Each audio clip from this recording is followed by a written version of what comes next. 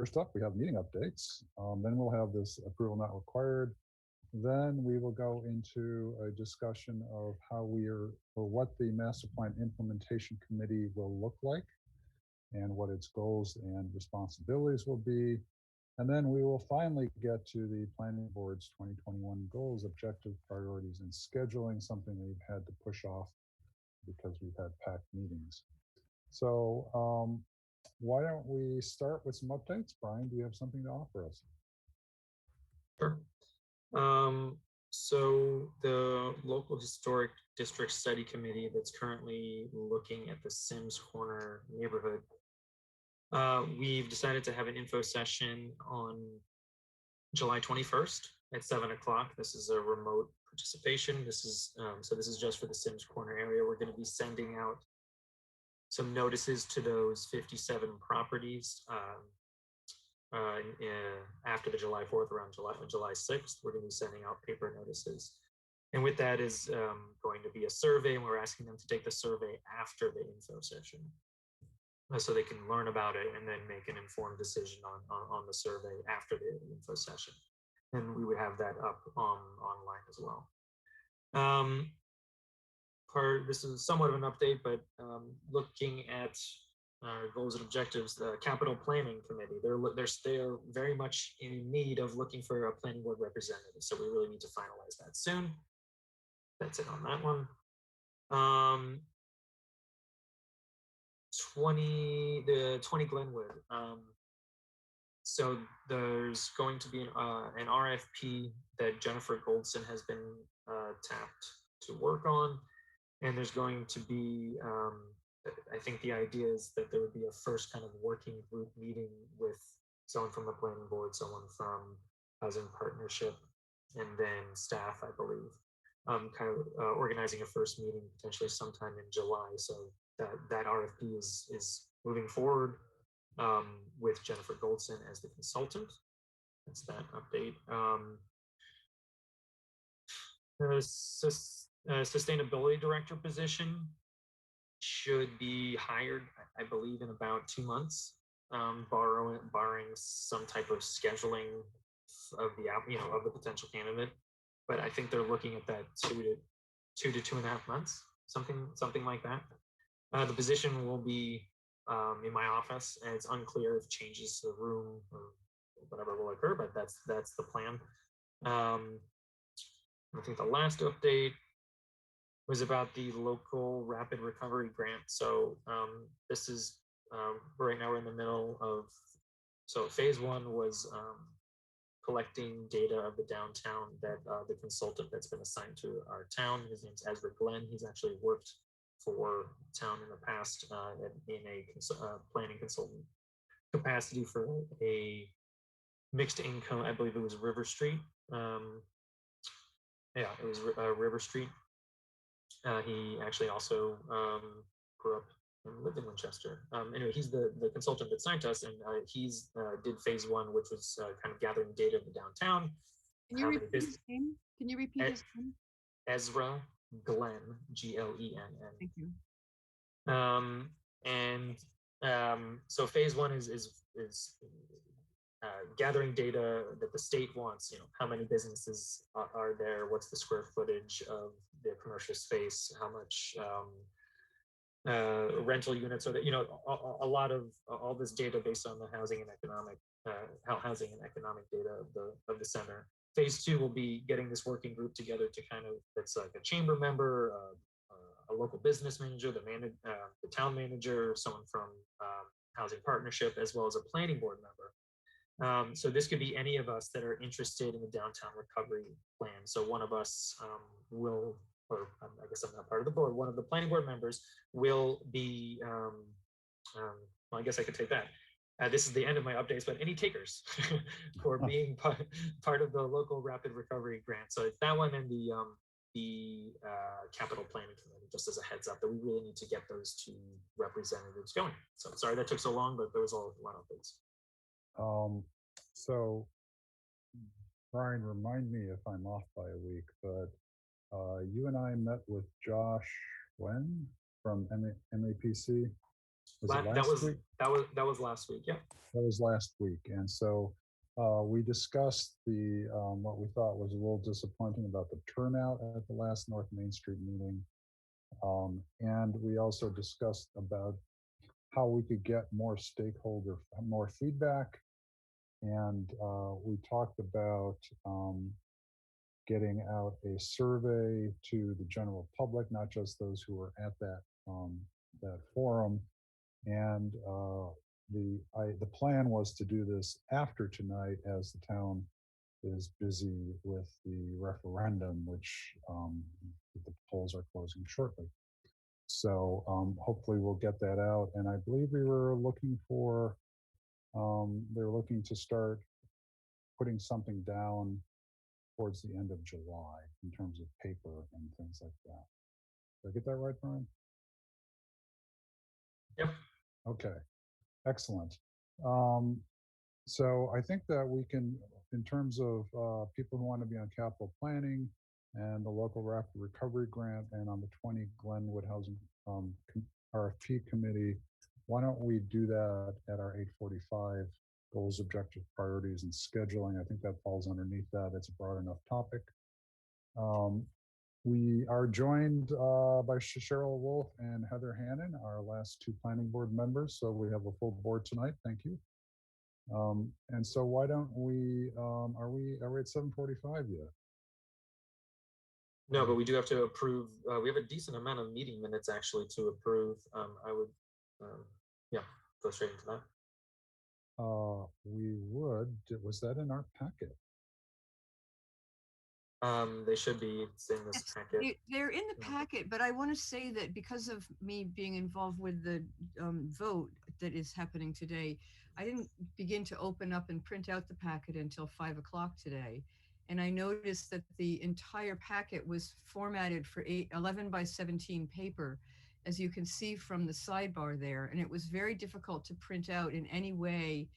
And the whole thing was done like that because if you scroll down, there's an 11 by 17 sheet contained in the packet that is the 38 Rangeley Road site plan.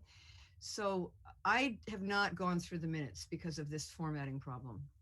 I couldn't read them. All right, so Dia, that's your turn. There are 4 sets of meeting minutes. So if both of you haven't read them, I don't know how fruitful that would be. So maybe we just kind of table it. We'll just have to table them again, but there will probably be more by that time because I have to apologize because I did not see them in the packet. So what the heck was I looking at? As I said, it was formatted strangely, and it was a problem caused by one page being 11 by 17. Yeah, you're very kind. That guy can't use that as my excuse, sadly. I'll just have to, yeah, that's really odd. Okay, I think we're going to have to push that to next meeting. I apologize to everyone. Oh, I agree. And because I don't think we have a quorum for the meeting minutes if we don't. So why don't, okay, well then why don't we move on then to the A&R on Rangeley Road? Brian, if you pull up that diagram, and I had a conversation with someone who does not ordinarily view planning board meetings, and one of the comments they made is that they had no idea what we were talking about when we threw around these three-letter acronyms, and I didn't understand where the planning board's role in all of this. So, Brian, if you could briefly describe what an A&R is and what it is that we're looking at tonight for the people out in our viewing public. Sure. An A&R, or approval not required, is the movement of a line, the creation of a line, or the deletion of a line, that is of a property line. So it's any of those 3 things. So you could be creating a lot. You could be you could be combining a lot, or you could, yeah. So, but in terms of what our role here is that we're stamping a plan saying that it has the required frontage In this case, I believe the minimum is 80 required. But it has the necessary frontage and the necessary square footage of the zoning district, and that the access to the house is over that frontage. So it's those two things. It's access over the frontage, distance, the length of the frontage, and then that the lot is actually a buildable lot. So if they have all those three things, we technically cannot deny it. That's why it's called approval not required. And if for some reason there's some philosophical difference of why the planning board would not decide to do any type of an A&R, it still gets approved anyway, or it still gets endorsed anyway by the clerk. So it's kind of a checking of the box, if you will. We're just making sure that those boxes are checked. But A&Rs don't really come to us unless everything checks out, meaning that they have everything they need. So in this specific case, this parcel 2B used to be part of this larger lot. But this A&R is doing is bring parcel 2B back into this lot, which used to be called lot 2A, but now these combined is lot 2C. It's actually reverting. So this is the original the original property used to be this big, and this portion of parcel 2B was changed over to this in, I have it here somewhere, I believe it was in 2018, 17, I think, and then now it's being reverted back. So the necessary square footage is here. The frontage is the necessary frontage is there, and the access is over that frontage. So I recommended endorsing this A&R. Thank you, Brian. That was a very nice description. Do we have any comments from the town engineer or town engineering staff? Brian Manter. The engineering department does not have any comment on this A&R. Okay. And I think that's the only rest of the town staff here. So I think it just goes straight over to the board. We would vote to endorse this A&R. I believe that's the correct language. Are there any questions from the board? I have a question. Sure, go ahead. Is there anything in the zoning that says that there needs to be any distance between the edge of the driveway and the lot line? I don't object. I'm curious. No, you technically you can pay up to the lot line. Okay, good. Okay. If there are no other comments or questions, I would entertain a motion to endorse the A&R for 38 Rangeley Road. So moved. Okay. Yep. Sally Dale as A second. and I Ching seconds. Okay. Roll call vote, please. Let me pick on someone who showed up late. Cheryl Wolf. Could you need to say that out loud, please, Cheryl, if you could turn your mic on. Wolf eye. Okay. Heather Hannon. Hannon, aye. Okay. I Ching Scott. Scott eye. Sally Dale. Dale, aye. And Jarius, I 5-0.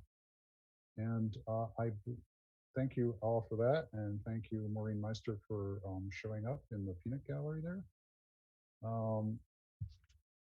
And I wanted to,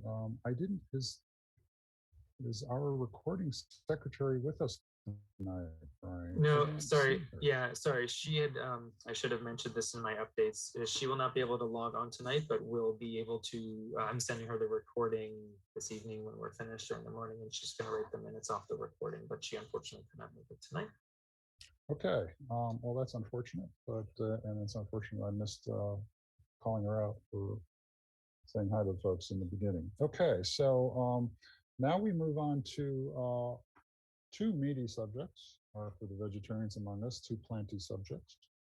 And the first is a discussion on what the constituents or what the constitution of the Master Plan Implementation Committee will be. And the Master Plan Implementation Committee is called out for in our master plan as the group which will guide the town in terms of creating the outcomes that we desire out of the master plan. And if you could, so the question we have before us is how many people do we want on it? Who will they be appointed by? What are their duties? Are there any particular responsibilities or reports they need to be made and things like that? So Brian, if you could pop up that document I send you, just sort of something to start the conversation. Diab, Yes. do we know of how other towns have handled this? I personally do not. Because that might be helpful. Yeah, to be honest, there's kind of everything, unfortunately, meaning that the master plan implementation committees that I have seen, or based on talking with other consultants, is that some of them are not at all based in the planning board, and it's or the planning board is or there's one member of the planning board and that's it, and it's more of a kind of small targeted group of like 5 to 7. And then there's others that are larger that could be like in the 11 range that are, similar to how we had our steering committee where you had one member from each precinct. So they did it by precinct as well as expertise. And then there's also, I know this sounds crazy, but then there's also basically the planning board. It's kind of almost another project of the planning board. So this isn't helping, and this is kind of why we've kind of been in this discussion for a bit, is because a decision kind of there's no clear winner or favorite or anything. It's kind of what do we think would make sense. But yeah, that's the long answer. That's helpful. Thanks. Yeah. Mhm. So Brian, are you showing that document or Is it not up? it is not up? Sorry. No problem. There we go. So this is just a straw person that I threw together just to try to present something that people could yell and scream at or not. And so one of the questions we have is how much the actual planning board would be involved with this. Do we want an independent committee? I think that we need to think about which town boards should have a seat on that committee. What other boards we know have important roles to play in the master plan, and so may not have an actual member, but might appoint someone. Whether we want, in the past, we've had committees which are appointed by town meeting where, for instance, the town moderator appoints one or more members in order to try to bring out people that we might not think of.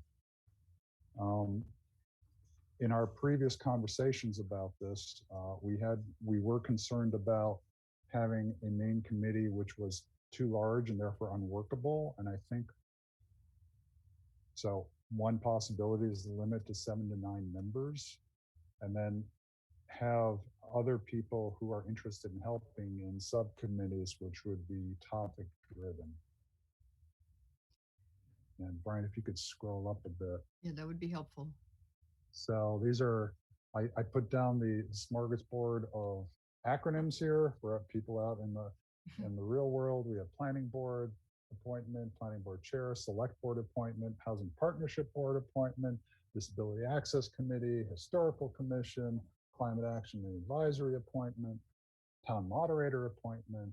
I originally also had the town manager in here because I know the town manager has been very supportive of the master plan process and wanted to provide a reasonable chunk of funding for the process. The funding would be distributed probably across multiple bodies, but there's, at some point you get too many people. So anybody jump in? We have 40 minutes, I think, to talk about this. If we could all be concise and to the point, I think we might be able to get this done tonight. I'd like to know if this list, Planning Select, Housing Partnership, Disability Historic, CAAC's Climate, and I actually don't see Traffic and Transportation on there, but I'd like to know if the list of committees that would be sending someone to this implementation committee is the list of committees for whom as you go through the master plan, there's like 65 action items, and it says the percentage of the work that would be carried by various boards. And it occurs to me that if we're implementing the master plan implementation committee would want to know that they have a person assigned to that committee from every board that's mentioned in the master plan. I think that the only one that I see that's missing just off the top of my head is the Traffic and Transportation. But that my model or my thinking about this is that the advisory or the implementation committee would collectively identify which boards in town would kind of own, if you will, the realization of that action plan. And then the person who comes to the implementation committee meetings is reporting on that group's ownership. So it's almost like you have, for each action, you have a working group, and a given working group might take on 7 actions because they're all related. But you want to have a person from every action or set of actions working group reporting to the main committee about what they're doing. Now, are they members of the committee or are they reporters to the committee? To me, I think it's helpful for them to be members because if there are any votes to be taken, they have a stake in whatever votes there are to be taken. I just can't quite envision right now what kind of votes would be taken. Yeah, So that's my idea. I think one of the I wasn't precise when I used the word appointment, in the sense that that does not necessarily mean they are a member of that board. Okay, so they sit at the table. It's for instance, yeah, so they have the responsibility of appointing a member who could be someone from the community that they think represents what they see as important. That would work. But so they have that, they could appoint one of their own members if they wanted to. Right. So dividing out I mean, I know that the master plan action plan is divided into types of actions. If I'm not mistaken, there are, I forget how it worked.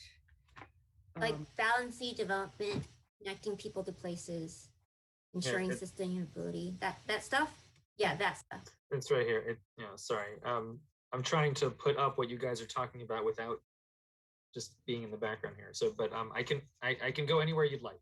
Is the point here? So yeah. There was actually, when they did the action plan. That's the master plan. Where's the action plan that I had? I have a question for Diab. You were saying that you didn't mean that the person had to be from that committee, and that's what I thought you meant. I thought you meant they had to be from that committee. I'm just curious why it doesn't matter if they're from that committee or not. I think that in the past, when we've had committees appointed by the town, and boards have had the responsibility to have someone on that committee, they have appointed people that weren't on the board. I'm a little concerned that we are too bureaucratic, top heavy, that we don't have enough people. I'm worried that all we'll have are people who are on town boards. And they're already busy. Yeah, that makes sense. They're already going to meetings every time they need to turn around. I'm not so concerned about the time. I'm more concerned about whether or not they're representative of the community. Yeah. And so I think that people who, so there are people who are, who have a lot of talent who aren't on town committees. And so that's why so that's where I'm coming from. Can I interject and say I made contact with the climate action chair back then, Ruth Tremarchi. Yeah. I think, so the update from that committee is that they reorganized, and so they have a new chair and a new vice chair, and that's Rick Eno, I think, and Prasada Kalabi is the Okay. vice chair. So anyway, I asked her about how they got their implementation committee. And one of the things that she said was similar to what your concern was, Diab, was that they wanted some people who might not be have been, introduced to town politics. And so what they did was they wrote out that a job description, and then targeted different communities. Like they definitely went to White Lake Farm, or to the Chinese American Association. They went to the soccer teams, or they went to different places and published that in order to get a collection of people. And she said they didn't really decided based on, and it was like, maybe, I don't know how many people they got, a dozen or so. They were able to then try to get a mix of diversity, however they wanted it, and see the talents that were presented, and then do that. And then they had subcommittees, like you were suggesting, where they could, formulate little things to get things done. So that I think there's a 9-member board, and then they could do subcommittees and I think pull in other people, but I don't know how that works with open meeting laws. As long as you don't have a quorum of the total body there. So what you're saying, and I think I recall, is because I applied for that board, was that they essentially had open enrollment. Is that the way you call it? It was open seats, and they were all appointed by the select board. So the select board held interviews, and they were appointed by the select board. Oh, yes, So, it's that committee. Yes, but I think they have an implementation committee as well underneath the CAAC. Oh, good. Okay. Is my understanding. right. Okay. So the CAC is separate from the implementation committee. I believe so. So I should ask again, but it seemed like it was like a wide net, and then they saw, they looked at what they got, and then were able to determine. But to get the wide net, they really targeted different, parts, demographics of the town, and made sure that everybody understood what they were applying for, or what the need was.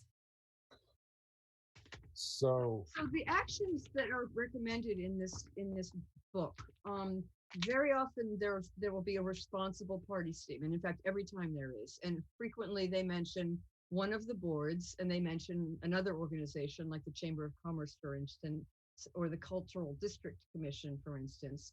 And it seems to me that the planning board members among us could decide to take the bunches of goals, like all the goals that are numbered A2 will have to do with economic development. All the goals that are numbered A4 have to do with aging in Winchester. And we could just spread it out amongst the 5 of us and say, all right, you do outreach and find out, come to consensus among your outreach about who would be the best people to lead the charge on all the goals that are within aging in Winchester. And that is a strategy group that takes on that group of goals. And so we get to A6, it's about retail diversity and vibrancy. When you get to B3, it's about a comprehensive transportation network. But taking it at the level of the outline of the plan, clumps them in a way that you're going to get skilled and viewed people wanting to work on this consensus goal that the town has come to. So are you saying there really is no master plan implementation committee? No, I think that all the people that lead each of those charges comprise sort of the I don't want to use generals, it's like a military thing, but they comprise like the implementation oversight team.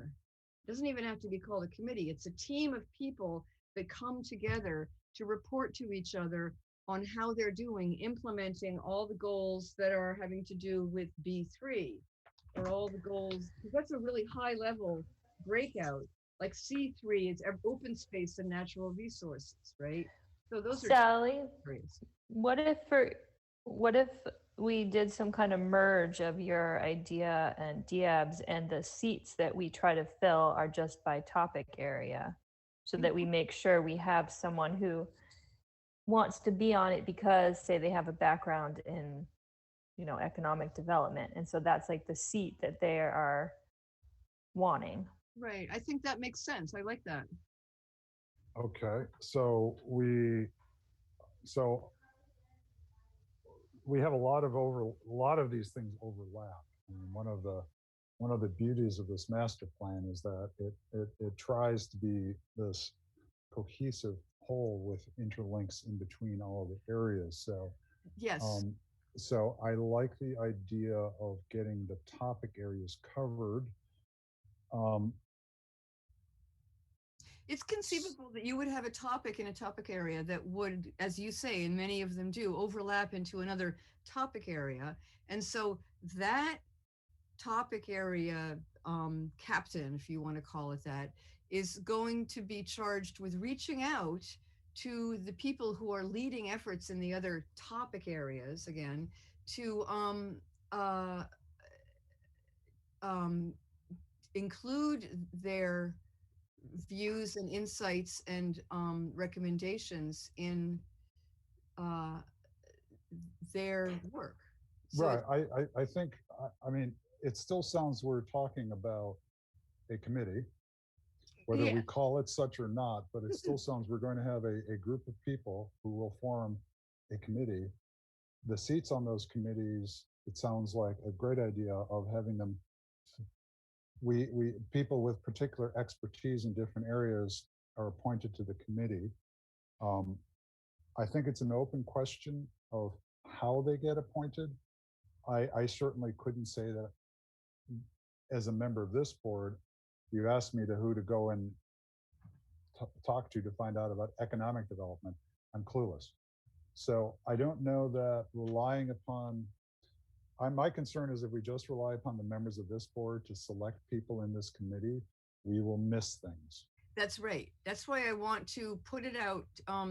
It's like the easiest, the lowest hanging candidates are people who are already serving on boards that are mentioned in each goal as involved. So like, I'll just take one, C3, all the C3 things are tree committee, DPW, engineering, planning, right? So somebody from and planning is in virtually every one of these. Okay, so somebody from planning would take the C3, reach out to someone from tree, someone from DPW, someone from engineering, and say, okay, who would you recommend that we tap to be the captain of advancing all the C3 goals?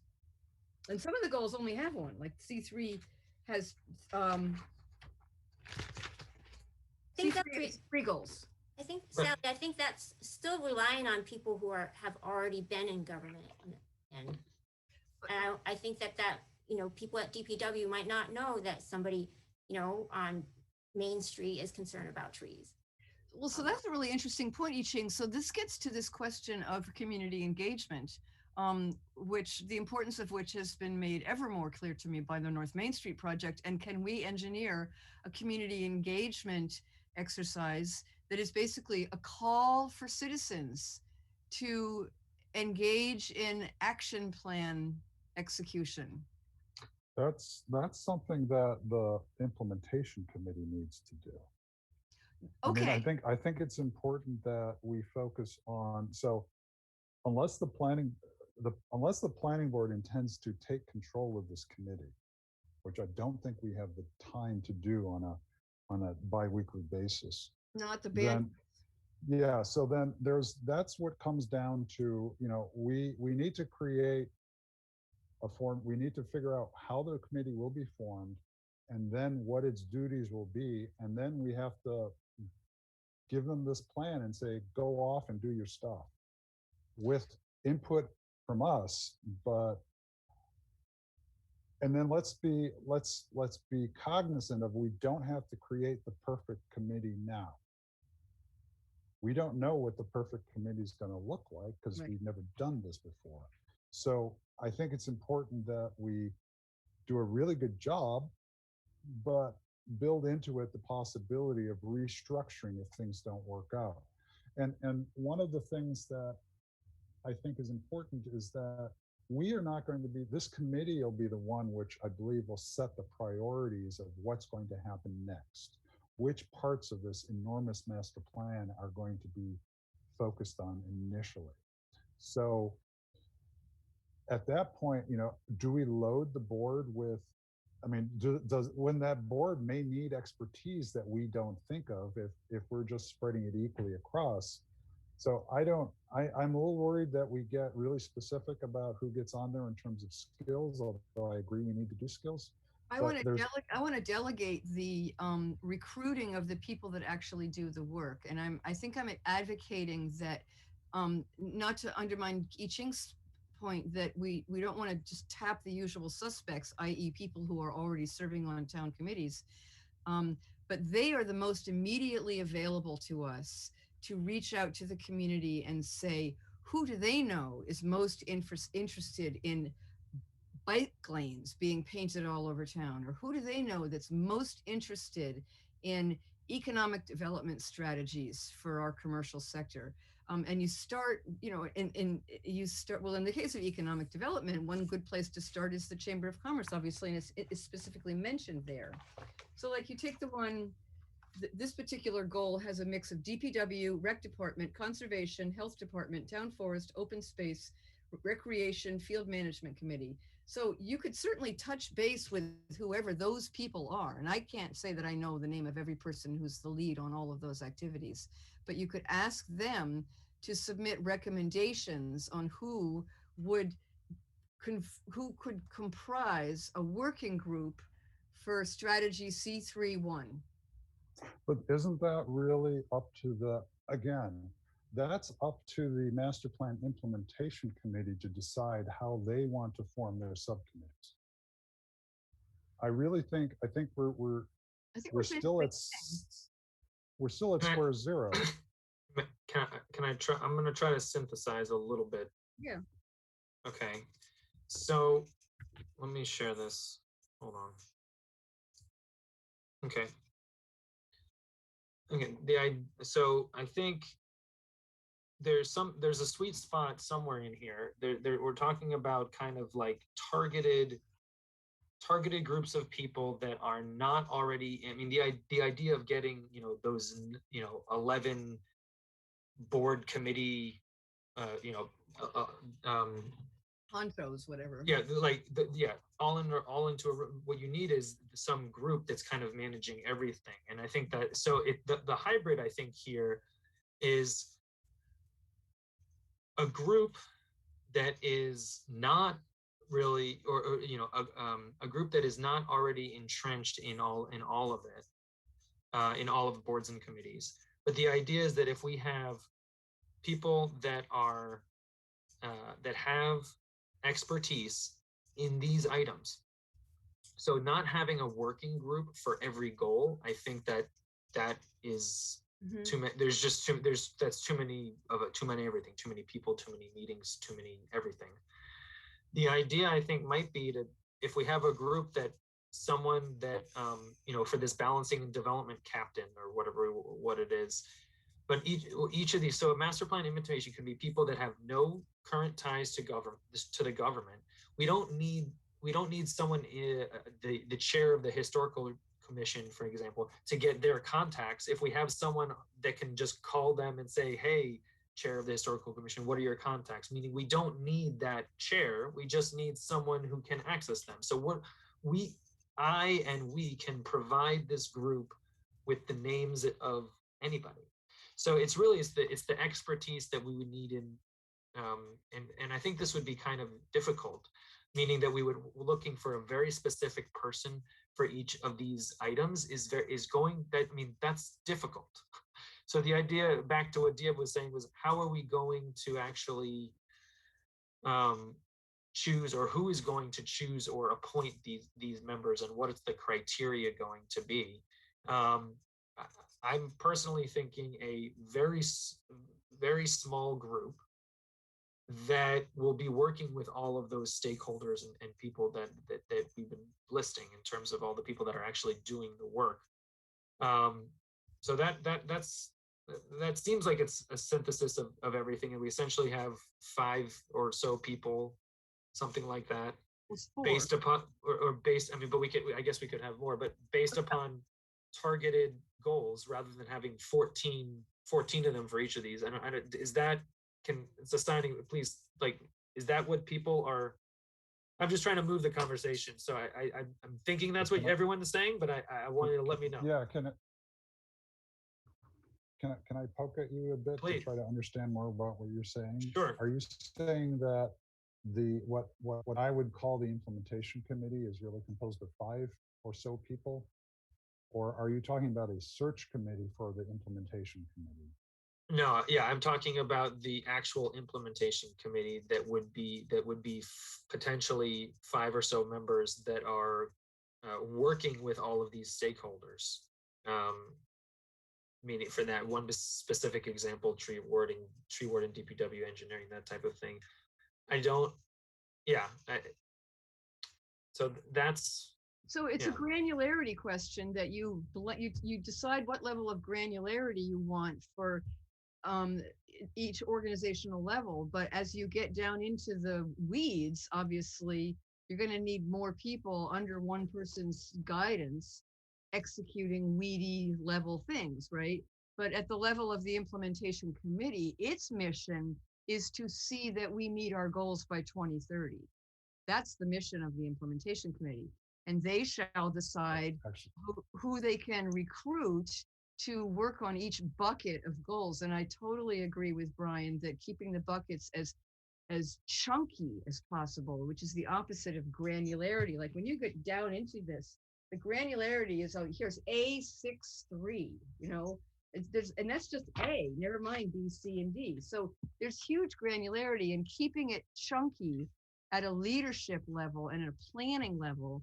And they can plan outreach strategies, and it can even be a coordinated outreach strategy across all the 4 big areas, for instance, to say, let's get some new blood involved in conversations in town. And who do you think might be really cool to engage?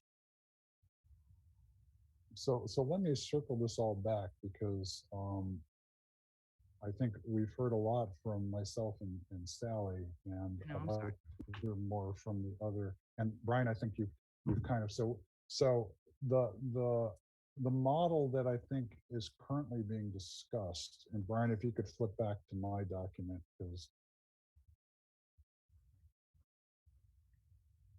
okay, the thing that's currently being discussed is that we would have, instead of all, we don't know how they're appointed, but we would have a top level committee of, say, 5 members.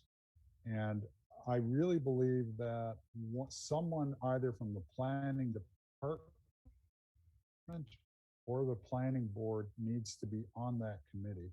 So they may not have the in-depth role that the others, but let's just say we have 5 topic members, or 4 or 5 topic members, and say 1 representative of the planning department or the planning board, just so that we have a direct line into that, group, and that they have we don't know how they're being appointed yet. Maybe they're appointed by, we just advertise and say we are looking for people with the following skills. And then we have a selection committee formed by, say, some of our boards. So the input from the other boards I've listed here could be on how we select people to be on the master plan implementation committee. So I'm going to shut up, and if Heather, Cheryl, or I Ching want to chime in, that would be really helpful.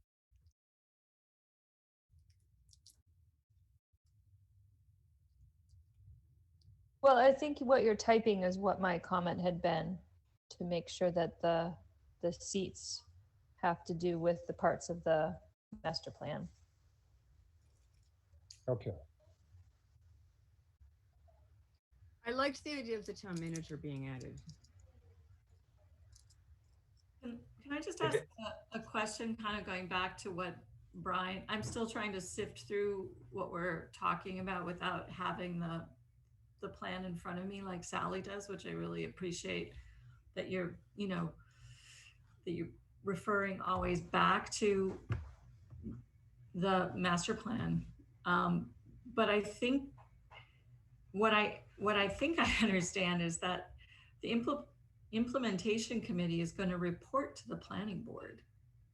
So putting someone from the planning board and the select board on the implementation committee is kind of, is that kind of doubling up a little bit? Shouldn't it be sort of the planning board, the implementation committee, and then the subcommittees under all of those topics that we were just looking at as, the headings to each of the goals for the master plan? So that was the recommendation in the master plan, was to have a committee to report to the board, Okay. but that doesn't, I guess we just haven't decided it yet. Meaning that there was talk previously about the planning board just doing our work, meaning when there's responsible party, we're doing our work, but we're not part of that, and they don't report to us. They kind of report to the town, for example. So there's also that. So we haven't really, I guess, made the decision of if they are reporting to the planning board or if they're reporting to somebody else. Yeah, I think that is an open question. But I would agree with Cheryl that if we're reporting to if the group is reporting to the planning board, it would just be me kind of being the conduit there, that there wouldn't be a need for a planning board member. But I think that is still up to the board. I want to agree with Cheryl in that I think we should keep it simple. It's a very like aerial, view of the master plan that we're trying to just, start the structure of. And I think that the planning board should cede control a little bit. I mean, I think that maybe we could appoint, but just let and trust that these people feel that obligation to move forward with this plan and get to the point where they can have the teams to do that, and then report. I mean, I kind of have a feeling that if we're going to be focusing on just these four, that it's possible that maybe, so if we take out a chair, and then we would have two people, so it would be like a tag team for each of these chapters. Let's just take one for example. Say that we're looking for the person who would be representing all the actions related to building community. So if I go to section 5 of this document, building community, I can go there as well. it's not even organized that way, actually. Balancing development with preservation, and it should say balancing development with preservation. That's the full number 2. I would love to hear what Heather wants to say about it too, if that's okay, Deb. Yeah, sure. Heather? Oh, about something different than what I said? Well, I think that's what you said. Like what's present on this 1, 2, 3, 4, 5 is what you're envisioning as well. Yeah. So if the committee is really acting as a committee. And then they have subgroups that are working. So having work groups, right, that are part of the community or part of what people are really interested in terms of the master plan, then the committee is kind of a group that if they have the right direction, they're organizing and implementing, I guess, is what the objective is, right? But they do need to form work groups in order for something to reach the community as well as get things done, right? And move the master plan forward. But the committee is actually just doing the oversight. I don't know that it has to be that way. If the committee was bigger, they would all be doing the work. Or they would all be the ones that would be forming subcommittees. Does that make sense? They would be forming the subcommittees, but the responsible parties are like, they're like 3 to 8 responsible parties. So someone needs to be kind of herding those groups into meetings to, complete these items. I want to suggest that I think that it would be helpful to have an exhibit up on the screen right now. We don't have it prepared, so we'd need to type it up, and I can do that. I volunteer to do that. But it would take the far left side of this whole thing, if you visualize it as an outline, and the most biggest things are at the left margin, indent, one level of detail, right, et cetera, et cetera. And that would show the actual things on the screen that we're recommending, that the master plan is recommending that we do. Like, for instance, under connecting people in places, we're recommending that we improve accessibility and safety for pedestrians. So under connecting people in places, there's pedestrian safety. And this, we're just taking it in one indent of topics so that we can understand whoever we put on the implement. And I do think the planning board should at least recruit the people to serve in these positions 2, 3, 4, and 5. And that whoever we're recruiting, for example, for number, what am I in now? I'm in connecting people to places. One of them is safe walking and bike routes. Okay, so that's a big thing. We want safe walking and bike routes in this town. Who's the best person that the number 3 appointee can tap to take on and lead the charge to bring to reality by 2030 safe walking and bike routes? And maybe it's the same person. I think we're still not at that level yet. I'm still, we're not at 3.1 yet. We're still at 3. We still have, I mean, whoever the person at seat number 3 chooses is up to them. So while they may need to find someone who knows how to do safe walking and biking, Exactly. we still haven't, we're not, that's not our level, that's their level. That's right. Our level is 1, 2, 3, 4, 5. And I'm not convinced that we actually have the formation of this top level committee down just yet. Then this is where community engagement is called for, is to send out a call. But I think we have to decide, we need to decide what 1, 2, 3, 4, 5 is and set up the plan to get them. And so I think it's this committee, our committee, which apparently is going to say, we're going to have 5 people. How we decide who gets to be on balancing development, that's not for tonight's meeting. Nope. That's for, we sit down at the master plan and do as you say and come up with a list of skills that that person needs or those people need if we choose to have more than one. But we need to find, is this the structure that we want? Are we missing someone from the members? For instance, someone has commented that we need someone to guide them. Brian, someone said, you need to make sure the meetings are happening. We also have to make sure that these people aren't so focused on their area that they are not seeing the whole. And that's certainly a role that the town planner can have. But I think that's also where a member of the planning board can be that liaison, because these people are coming in with zero knowledge of this process, probably not zero. But they have to be brought up to speed. There needs to be a link. And certainly Brian is part of that link, but I think the planning board also, because otherwise we're just telling these people, hey, here's your job, go away, come back to us in a few weeks or a couple months and let us know. So I think, agree with you that we need planning board members at the table. so I would suggest that we focus on, I don't. Really? Yeah. Let's I- hear, What Cheryl said, that it's what we appoint them and then they come back and report to us. I think that would be just fine. And maybe we need, besides the four, someone in addition, maybe somebody who worked on the master plan. I mean, there are plenty of people who worked on the master plan to sort of oversee those four and to make sure that they do see the whole. So I don't. That's read that- Brian's job.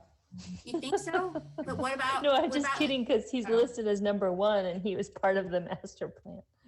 well, yeah, what would be Brian's role in this in this group, the 5, if we did that? I mean, just the That- historical knowledge of the process is really what that's Mhm. that's why I would be there. Which is But, important. but I mean, realistically, the idea of having one person, and like, Brian, yeah. Hello? I can hear you. Oh, I think Dia was frozen. Yeah, I think so too. Yeah, it was, yeah. Yeah, you might have to turn your video. You got a low connection. Yeah, I'll turn my video off. Okay, go ahead, Brian. All I was going to say is Brian also provides continuity because the planning board will be changing over time. And so having that continuity of the permanent person on that board, I think is really important. And then, Brian, you were going to say more. Well, I was gonna say, like, the idea of like the perfect candidate for each of these things is going to be really easy to find in Winchester. They just might not have the time to do it. So meaning that this is, finding. I think there's going to be a case that we really shouldn't say we only need this many members, because I'm almost hoping that we'll have more candidates than spots, and that we can accommodate. I mean, the idea. I think the idea of it really maybe being potentially 9 with me, so it's 1 or 2 members for each of these. So yeah, 1 or 2. I think that I've obviously thought about this for a while, but I'm thinking about it differently through this conversation in a way I haven't thought about before. So I'm kind of thinking out loud here, but it does seem that to have one person be in charge of those, like, whatever it is, 19 pages of goals is daunting and crazy. Meaning you're going to look at that and it's a lot. And the idea of having a partner that you can maybe not go to a meeting once, or you're like that, I think it's going to be more useful than, and if we kind of almost bill it as a tag team for, like, this is what we're looking for. We're looking for 1 or 2 people to make this happen. We prefer 2 in each of these because they're just big chunks. They are very big chunks, and that's why I was advocating that the next document that we look at takes it in one indent. So like for number 5, building community, the first item under indent, Brian, if you want to just capture this as an example, the first item under indent is robust communication. The second one is diversity. The third one is schools. The fourth one is community events and spaces. And the 5th one is community well-being, which is a lot having to do with mental health. So those are those 5 big chunks under building community. And when you see that list, then you begin to understand, using those words, what does the master plan mean by the 2 words, building community? And that begins to give us as a group, an idea of where we might reach out to in the town to recruit an individual to be the building community captain, and leave it to that person, him or her, to say, well, I clearly need a master plan, an action implementation committee rep for the schools. I need one for diversity. I need one for, community well-being, right? and that it gives that person, Mr. Number 5 or Mrs. Number 5 or Ms. I should say, an idea of what they're taking on and who they need to think about. So taking it in one indent level brings clarity to the exercise of what we're discussing right now. Well, I think we're still down to, we still haven't figured out how many people need to be on this committee. And I think that's what will inform that. I think that we can make that decision tonight. I think 5 is too few, and 9 is probably the reach in terms of a workable committee. But I don't think. I think what Brian was saying, if I just interpolate that, is that if you've got the town planner and four slots and you put 2 people in each slot as a tag team, then you've got 9, right? Oh, that's right. Yeah, That I could think, kind of work, right? It I can think work it if we get that many people that are interested in those specific things. What if we get 16 people interested in ensuring sustainability, but they don't want to do, but we got to, we'll have to see, but we have to make it successful. We got to set ourselves up. Right. And I think based on what Sally was just saying, essentially within each of these 4 topics, there are multiple other topics, and it's the community's going to prioritize that, right? And it's probably going to have something to do with, some group wanting to build a sidewalk somewhere, and that falls under connecting people somehow. I don't know. It's kind of, those kinds of things happen in communities that are small, and the priorities will start to take shape as long as we have protocols for the members of this committee to bring things to the town or to the planning board in order to, to have them, form into actual master plan. Outcomes. Yeah, I So- guess. I don't know. Changes that are going to, Some of these things are going to, in fact, this is why I was really wondering about the strategy type thing. She's got 4 strategy types in her book. Okay, this is Jen Goldstein. Some of the strategy types are physical design. Brian, you could bring this up. Some of them are regulatory and policy strategies. Some of the things are programmatic strategies. And some of them are capacity building strategies.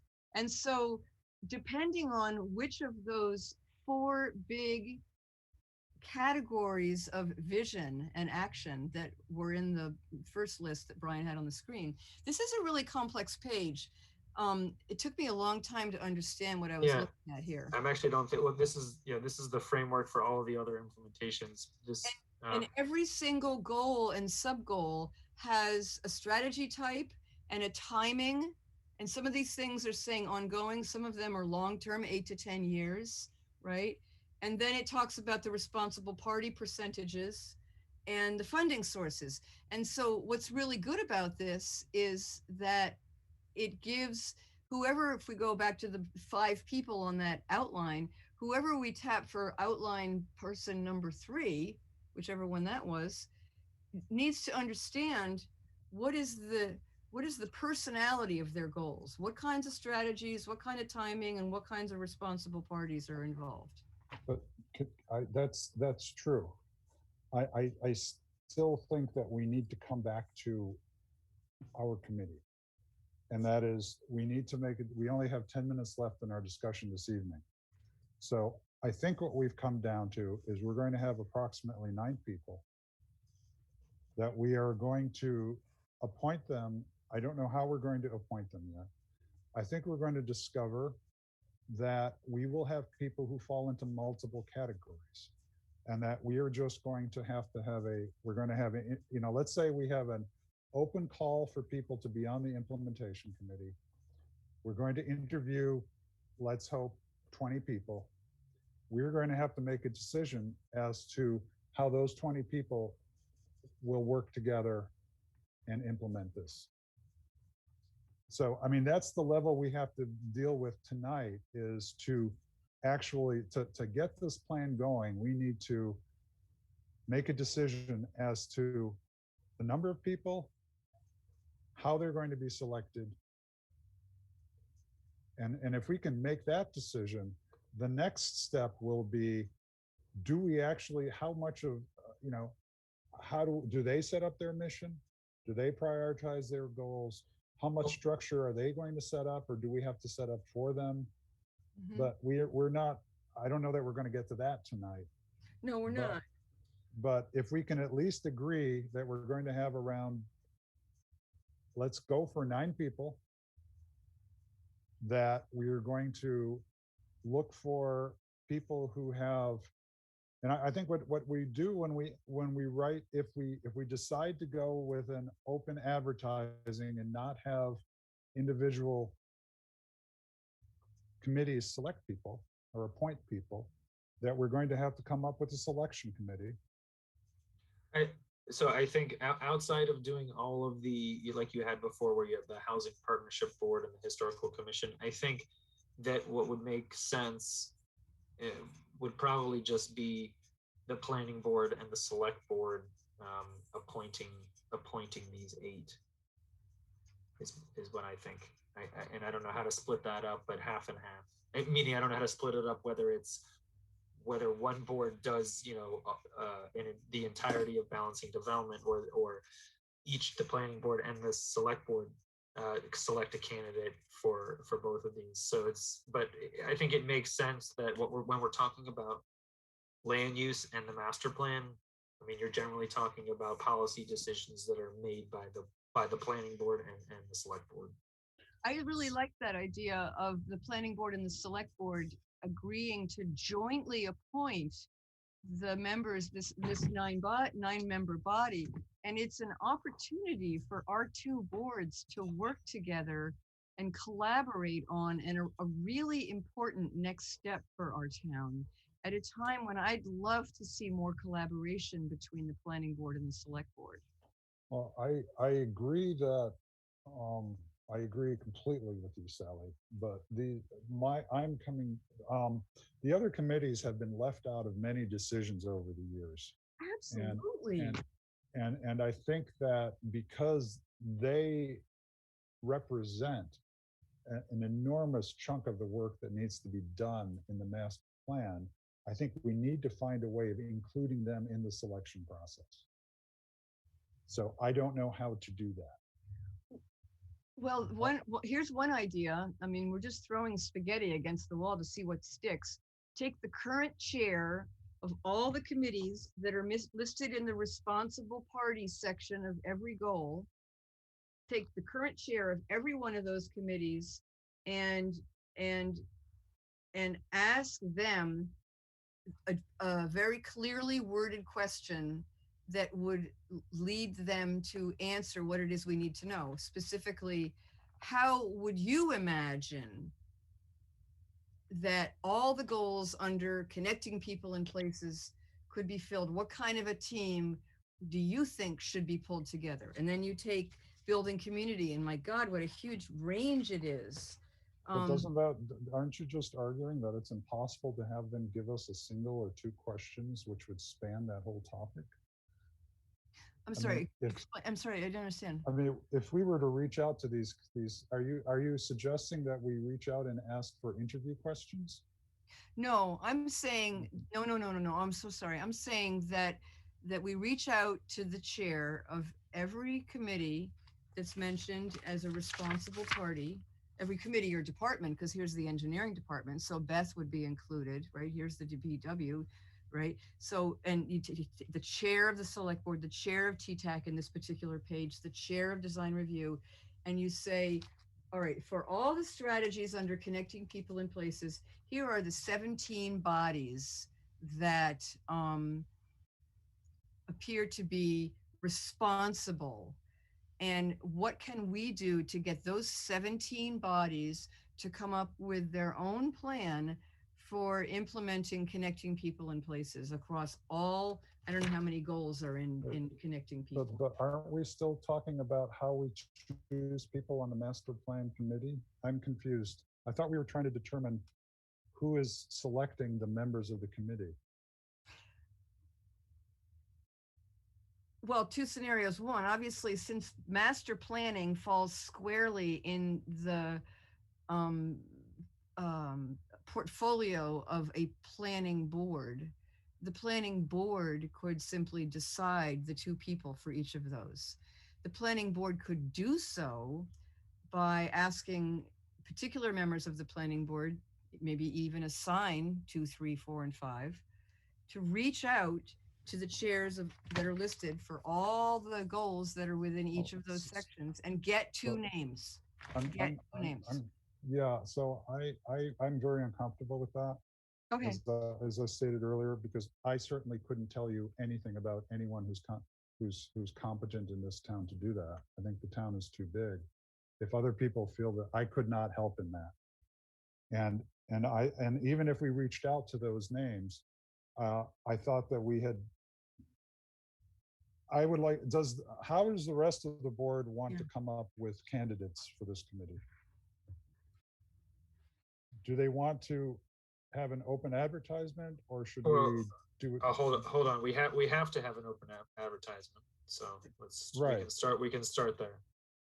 Well, what we could do, I mean, we could have an open advertisement, or we could just ask the boards to come up with their own way of getting candidates. So, for instance, when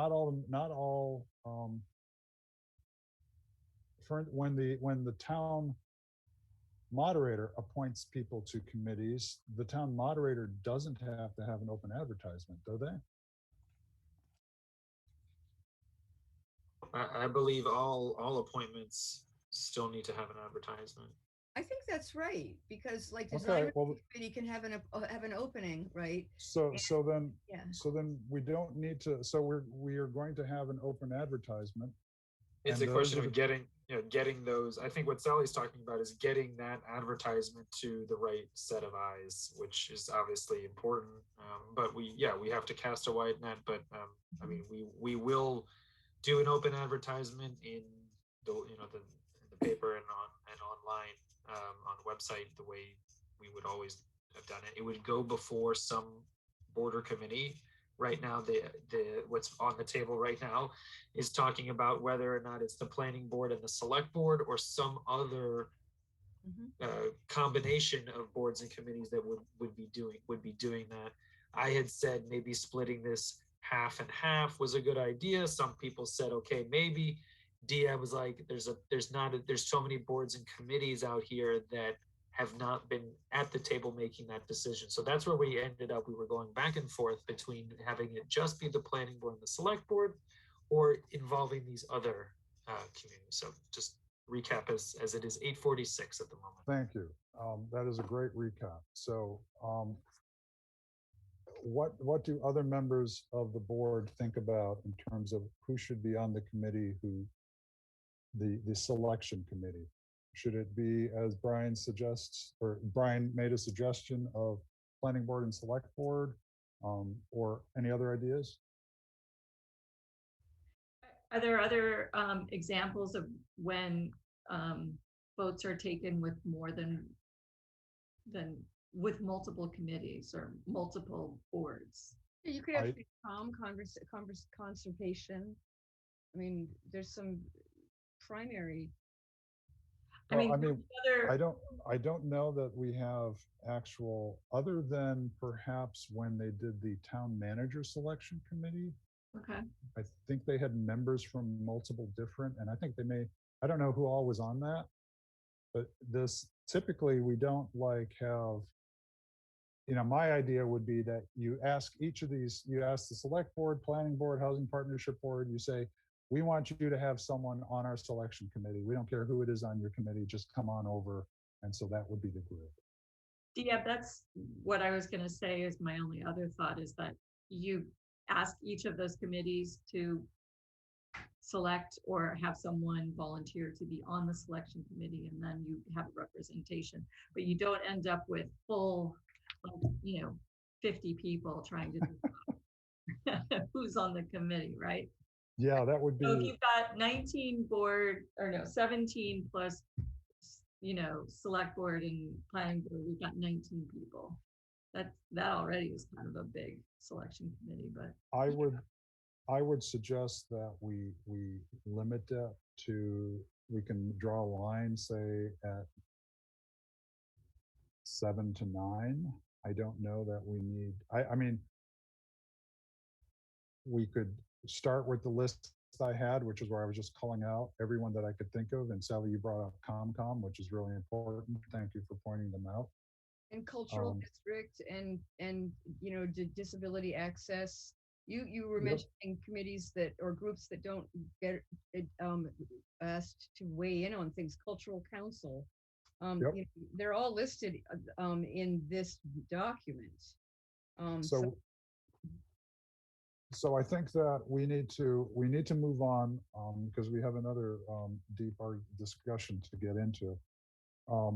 I think what we have walked away with, and we'll revisit this very soon, is that we have a notion of what the committee is going to look like in terms of we're going to be looking for people with particular skills in various places connected to the master plan. And I think one of some homework between now and the next one will be to come up with, say, a listing of those skills so we could start thinking about how we would write up the advertisements. Coming up with a list of the people who would be on the selection committee, bringing in the other committees from them. The next, so that would be, we've gotten a size, 9 members. We know who the members are going to be, how they're going to be put on the board. The next question is, what sort of launch pad do we give them in order to move them forward? Do we create procedures for them? Do we say they have to create the procedures? What is the first brief that they get when they come in on day one? Is we have to provide some sort of structure for them so it's successful. And so that would be word protocols earlier, and that's exactly, I think, Dia, what you're talking about. There's certain ways that things can get done in a town, and goodness knows I'm not the most knowledgeable about that. But one way is that you bring it to town meeting as a vote, and it becomes a new town bylaw or a new zoning bylaw. So that's one thing, right? But there's other things that you can do that just involve getting money. So then there's town meeting to paint green paint on every major street so that there's a bike lane. So every single one of these outcomes has to have a particular way it happens. But to Cheryl's use of the word protocol, I totally agree that there has to be kind of some kind of a roadmap to tell the people that are working on each of these implementation work groups, what's their toolkit? That's the coaching. That's the okay. So that's something that we can think about, and I think that and my internet connection is really lousy this evening. I apologize. So I'm only catching about 2/3 of what people are saying. But why don't we, I will try to summarize what we've stated here tonight. I'll send it out to the board so that you can have an idea of what our next step is moving on. And then I think we have to move on to our next big thing, which is our 2021 plan. So thank you all. I really wish we could spend the rest of the evening on this, but I don't think we can. So the next big one is, what are our goals, objectives, priority, and scheduling?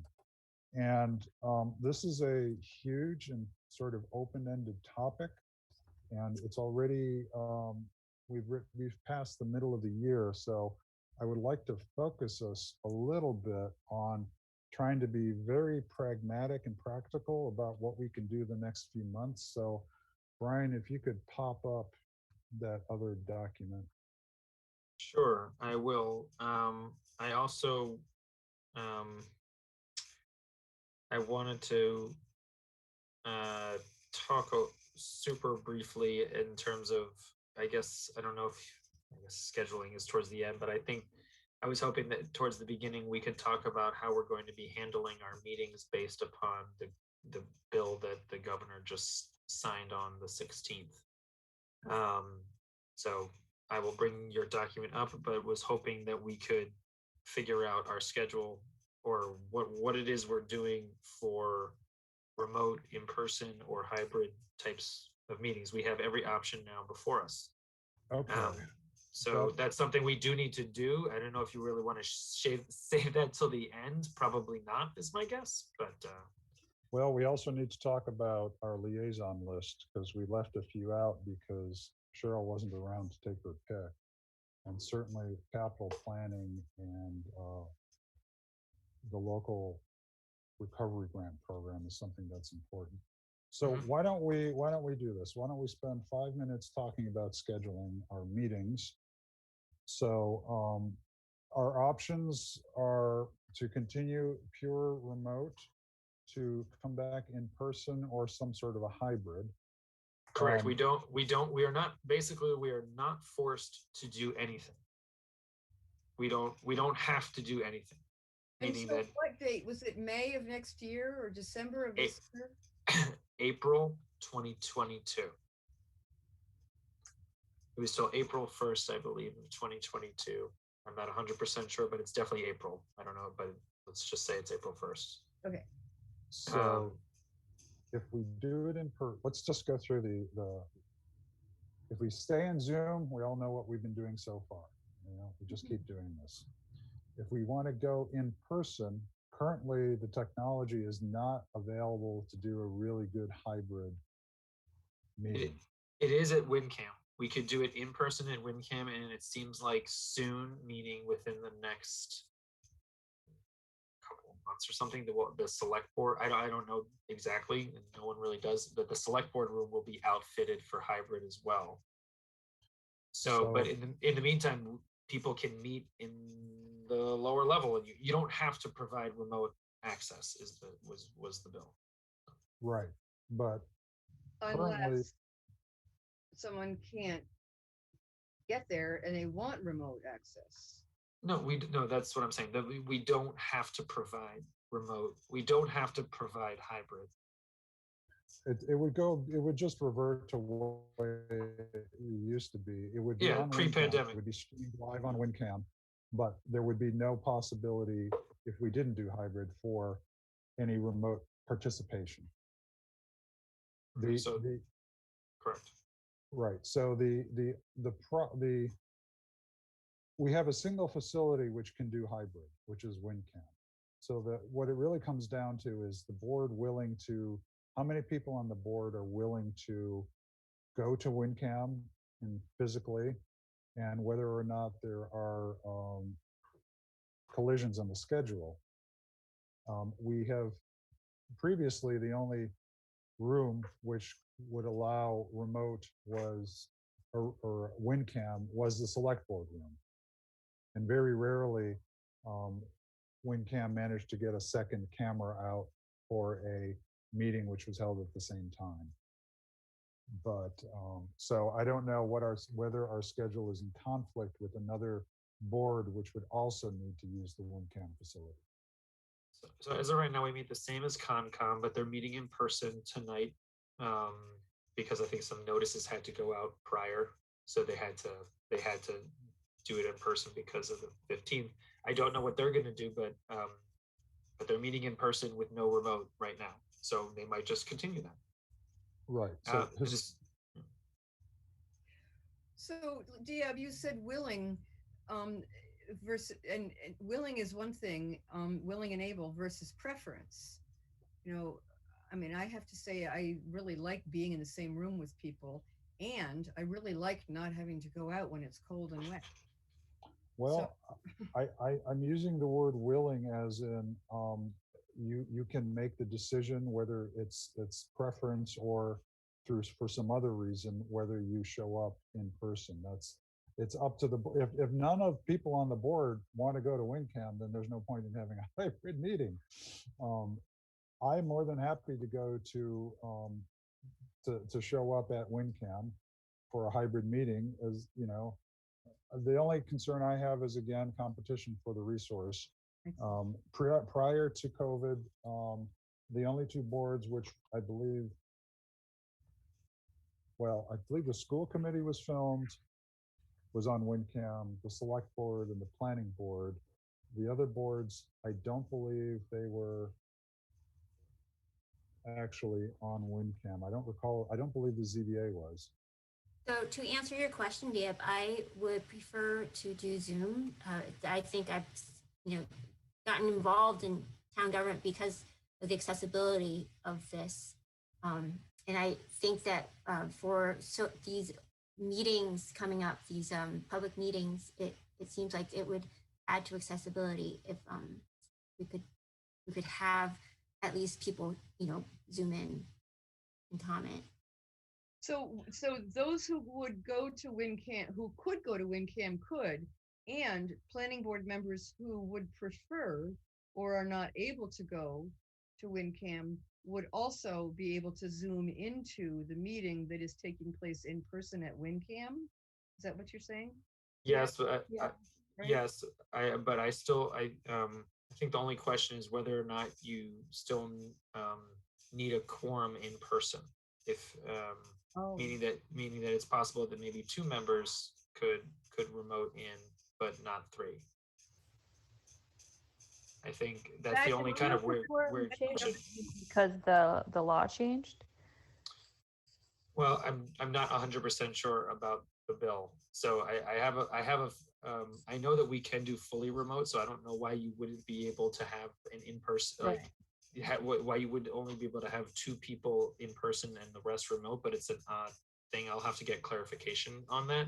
At the very least, 2 people could be remote, and at the most likely what it is that more than that could be remote, but then it's the question of why you meeting in person. Why are you having an in-person meeting if 4 people are remote? Well, there is no in-person if one person's at WinCam and everyone else is in their own. Well, I'm saying Right. that right. Well, it's that's what I'm saying. It's possible that might be allowed, is what I'm saying. Yeah. And I'm saying, what's the point? So why don't we, so I guess, I'm guessing that the board would prefer a hybrid approach over a purely in-person approach in order to maintain accessibility of people who want to come in via Zoom. So in terms of, I would personally, that's fine with me, from my opinion. So the board, until we have, why don't we get Brian, if you could reach out to legal and ask them if there is a quorum concern with people being there physically, that would be helpful. I would assume that everyone could participate, or there could be one person in person and everyone else could be remote. But again, I don't see it allows people to go to a meeting from the public. But let's assume that there's a situation where there could be 1 planning board member in person and 4 planning board members remote. Let's just assume that is the case. Yeah, so you bring up the interesting point. The whole reason for this discussion is how shall interested members of the public participate? And it seems to me that they shall be permitted to either show up at WinCam because we reserve the studio and we're having a meeting there, even if only one person from the planning board attends. And other members of the public are also welcome to either Zoom in or go to the studio and WinCam. Those are the 2 choices for the meeting members and interested public. Is that what you're saying? That's what a hybrid. I mean, that is the hybrid Right. approach. If you guys want to do that, Yeah. Personally, Can we hear from Heather and Cheryl? What's your preference? I think a hybrid approach is good. That's what we're doing for work. I mean, that's like the new normal for work, so that the most people can participate. So I think that would be similar here. I don't know that it would make sense to go to WinCam if only 1 planning board member was going to be there, though. that was my point. I don't think it should be a choice. The planning board members should decide: do you want to be in person or do you want to be remote? Oh, but what about times when, say, someone doesn't have childcare and they need to call in from home or they're traveling? That's perfectly fine. It's the idea of what are we, right now this is the law until April 1st. Are we, what are we going to be doing? Is it going to be, it sounds like it's either remote only or hybrid, that the in-person only is not an option. it's either going to be remote only or a hybrid. So Yeah. I think that's the vote. Mhm. I vote for hybrid. It just makes the most sense. It has the most flexibility. And I don't think any of us know how well hybrid's going to work yet because we haven't tried it. So I think we got to give it a go. So I think the other question is, if we are going to go with hybrid, and there has to be a commitment from some number of planning boards to show up at our scheduled WinCam meeting. Otherwise, we will have an empty WinCam studio with a bunch of residents there, wondering why the planning board is only remote while they are there in person. It could be. So, and also because someone has to be able to manage the influx of comments from remote as the people at the WinCam studios and people online. So we're going to have two streams of comments that have to be managed. So I think there are logistics that we need to think about. If we decide to go hybrid, which we may, then we do need to have a minimum number of planning board members in person. I think that's yeah, sorry, Dia. So that's why I think the vote really is, what do you want to do? Because what are you willing to do? Are you are you willing to come to the meetings? And if you can't make 50% of them, then you should probably vote for remote only. Meaning that the idea is, like, everyone clearly thinks hybrid is the best option because it is. It allows the most people to participate. But I don't think anyone should be voting for hybrid if your intention is to do remote the whole time. And your point is specifically because it confuses the question of tying up a space resource at WinCam, and also it confuses the question of how shall the public observe and participate. Right. Well, this mostly has to do with, like, what are you able to do right now? Right. That so why don't we just simply have a straw poll here, and Yeah. I'll ask how many people will be able to or will go to a physical WinCam meeting. So, well, it's just I can't. I see Sally's hand raised, and that's it. I'm not sure about the question. I would go, but I think I prefer being on Zoom, even That's though what I I'm thought I saying, would but never say that. Willing and preference. Right. Well, My preference is all remote. Well, right, but if we don't at least have one person or two people who are willing to go to WinCam every meeting, then there's no point in having us be at WinCam, right? So maybe we stay remote until we all feel like we prefer to go in person. Yeah, I mean, I am willing to go to WinCam all the time, except when I'm out of town, which is a little more often than I want to, but I'm willing to go 100% at WinCam when I am in town. So yeah, I think that is the question. Is really, it's like, 4 out of 5 meetings or 5 out of 6 meetings are you willing to go?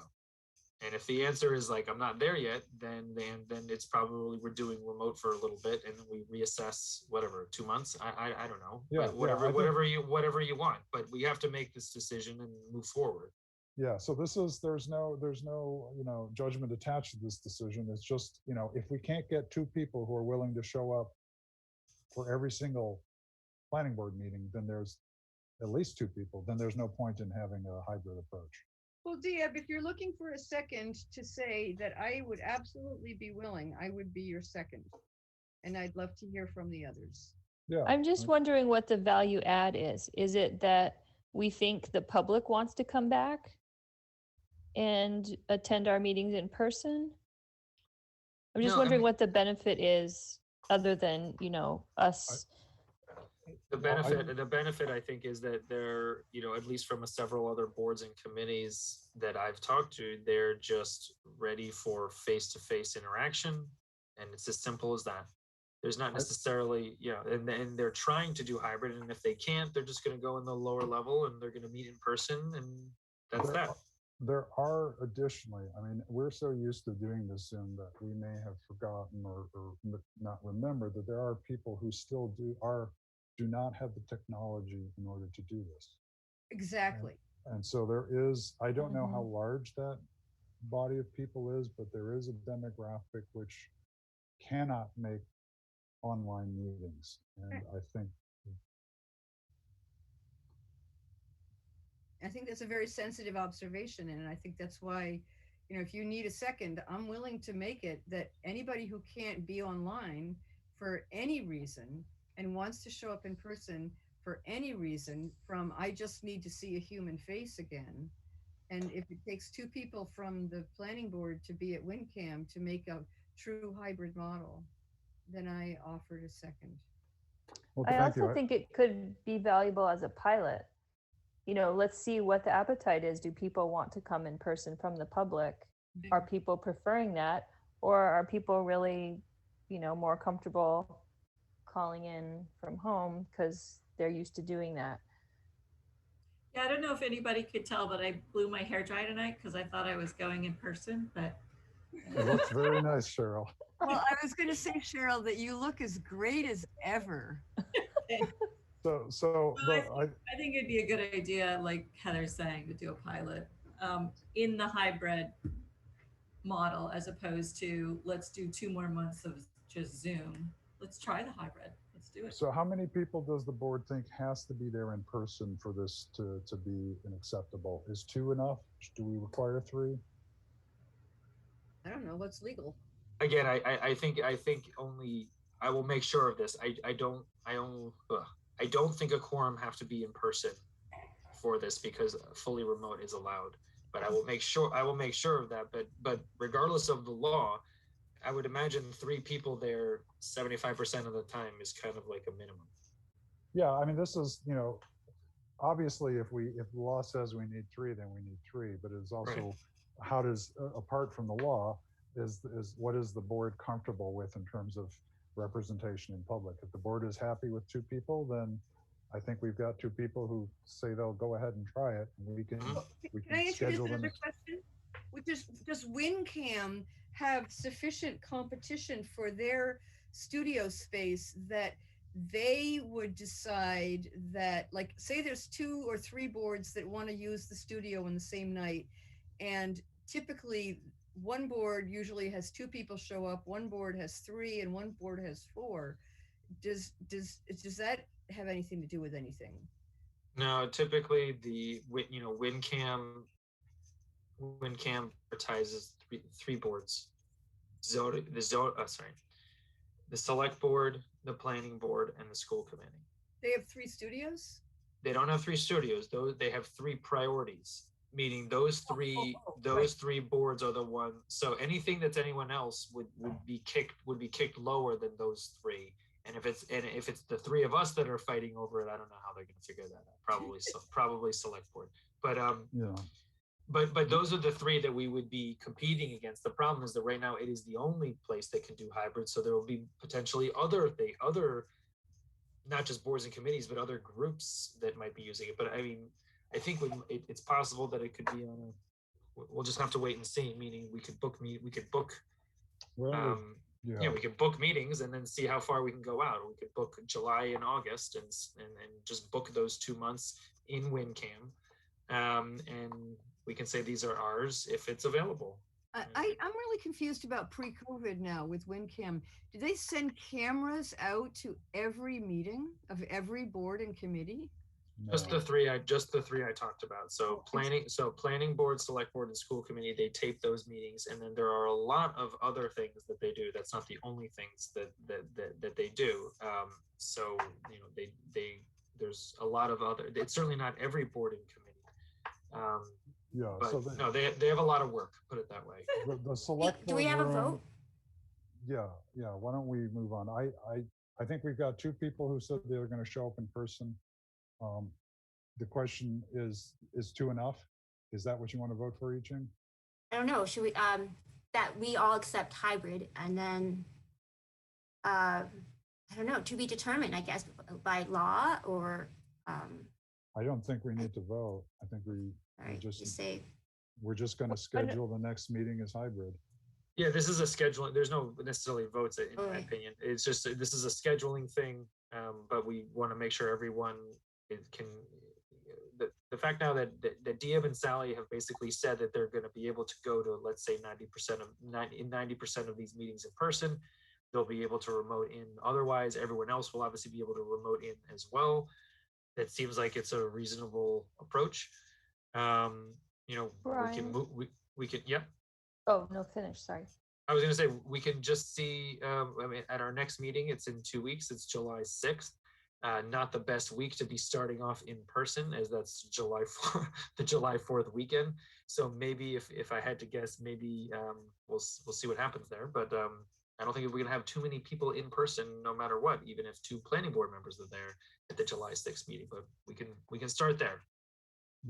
Right, and Brian, could you also reach out to WinCam and see whether or not they would like us to show up to, if there's something training we need to do in order to do this successfully, what sort of, you know, so it goes off smoothly. And I'm more than willing to show up or get trained if that's required. And I can do that too, but Brian, I think the other action item for you is to confirm with legal, you know, with our counsel about what constitutes hybrid in terms of turnout of seated board members. 1, 2? That's my Yeah, question. yeah, okay, I will. Okay, so thank you for that discussion. We should make a decision as to, we have capital planning. Brian, do you happen to have the liaison list handy? I'll find it. You'll have to give me a minute.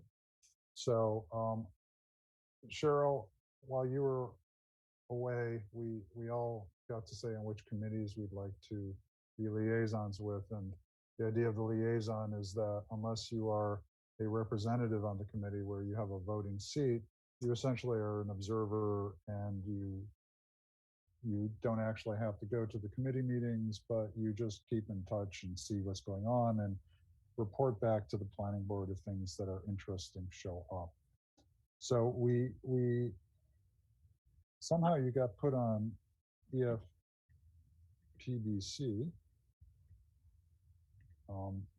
Maybe you wanted to be there. I don't I know. think that's No, because she's an architect and she wasn't there. and my husband's on it. So there's it. Oh, that's right. Okay. But before we get to EFPBC, which isn't doing anything yet, we do need to fill out the seats on capital planning and the finance committee. So And on capital planning is, when representative, it means that it's a voting seat, it right? is a voting Yeah. seat. It means there's a little more homework, is what that means. Basically, a representative, yeah, you have a stake. You know, the planning board has a stake in that committee, and if it doesn't have a representative, it means that you're giving you're talking for the planning board, and you're also reporting back to the planning board if you ever are going to be going to those meetings or talking to them at all. Brian, can you put the whole list on the screen so we can see it all at once? Sure. It's going to be kind of tough. Well, maybe just just a tiny bit of a zoom. You don't have an, okay, well, that's pretty good. This is most of them. Yeah. Because the representative ones are, I'm looking at where it says representative. You have Diab, you have Brian, you have capital planning is blank, and committee on names is Diab. Where else? And representative housing is Diab. I'm more than happy to give up committee on names. But Well, I'll take the committee on names if I can nominate I Ching Scott to be the voting member of the finance committee. we don't have a voting member on finance. Oh, there it is, right. So It's just open. It's just I an open. didn't mean finance, I meant capital planning. Thank you. You Thank can, you. you can I refuse don't know if I want that it. nomination. I don't know if I want it. I think, Cheryl, they were talking about how capital committee is very much about the built space. And Which is why having an architect would be really cool. I think Cheryl would be cool too. Cheryl is cool.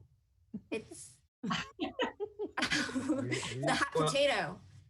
So one about the Educational Facilities Planning and Building Committee is this ebb and flow committee, right? So when they're in the middle of doing a lot of work, it's crazy, lots of work, and then there's a lull, for a while. So it's there's going to be a lot of work soon because of some funding that we're looking at for MSBA and that type. But as of right now, like Diab said, it's not, they're not meeting weekly right now, put it that way. So do we have something in front of the MSBA with one of the schools? So we've, so I don't know a lot about this, but, so I know that we've been trying to do overhauls at Lincoln and McCall for quite a while now. But I don't have all of that information in terms of where we are in that process. But I know that it's needed, it's badly needed, and we know we're going to need funding very soon. But we also got approved for Lynch, correct? That is correct. Yeah. So they will be heavily involved with Lynch. Yeah, I think construction for Lynch is supposed to start 2025. Yeah, okay. So they still have to get the funding and pick the architects. So I think why don't we focus on the one committee that we really need someone on, and I mean, that is capital planning. I could try it, but if it gets to be too much and I can't perform the duty, I would need to give it up, but I'll give it a go. I just don't know how much work that's going to be. And honestly, Well, we know that it's tied to town meeting because their capital planning has to do a report for, is it spring town meeting, Brian? Yeah, that's when spring is when all of the capital planning projects get funded. So there is a lot of flurry of work with capital. But there it is, is, it's very seasonal. It is seasonal.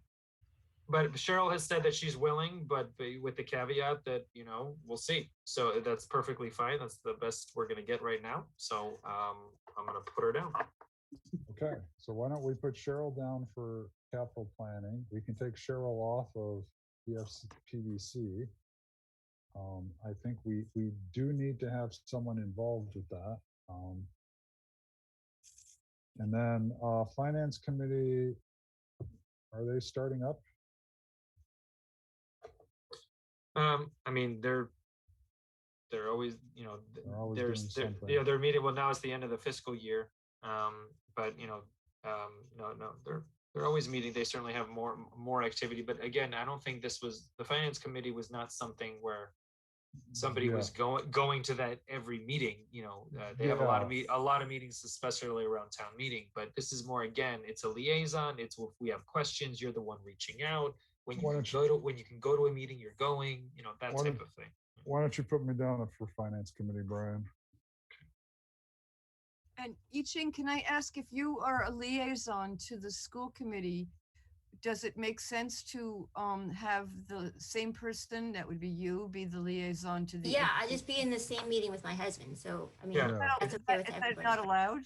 That's not a conflict. Diab It's not a and conflict. Sherry were on master plan. I can do it. Great, That's true. that's great, I Ching. It's bonding. Well, The perhaps. kids will just run wild while we're in meetings.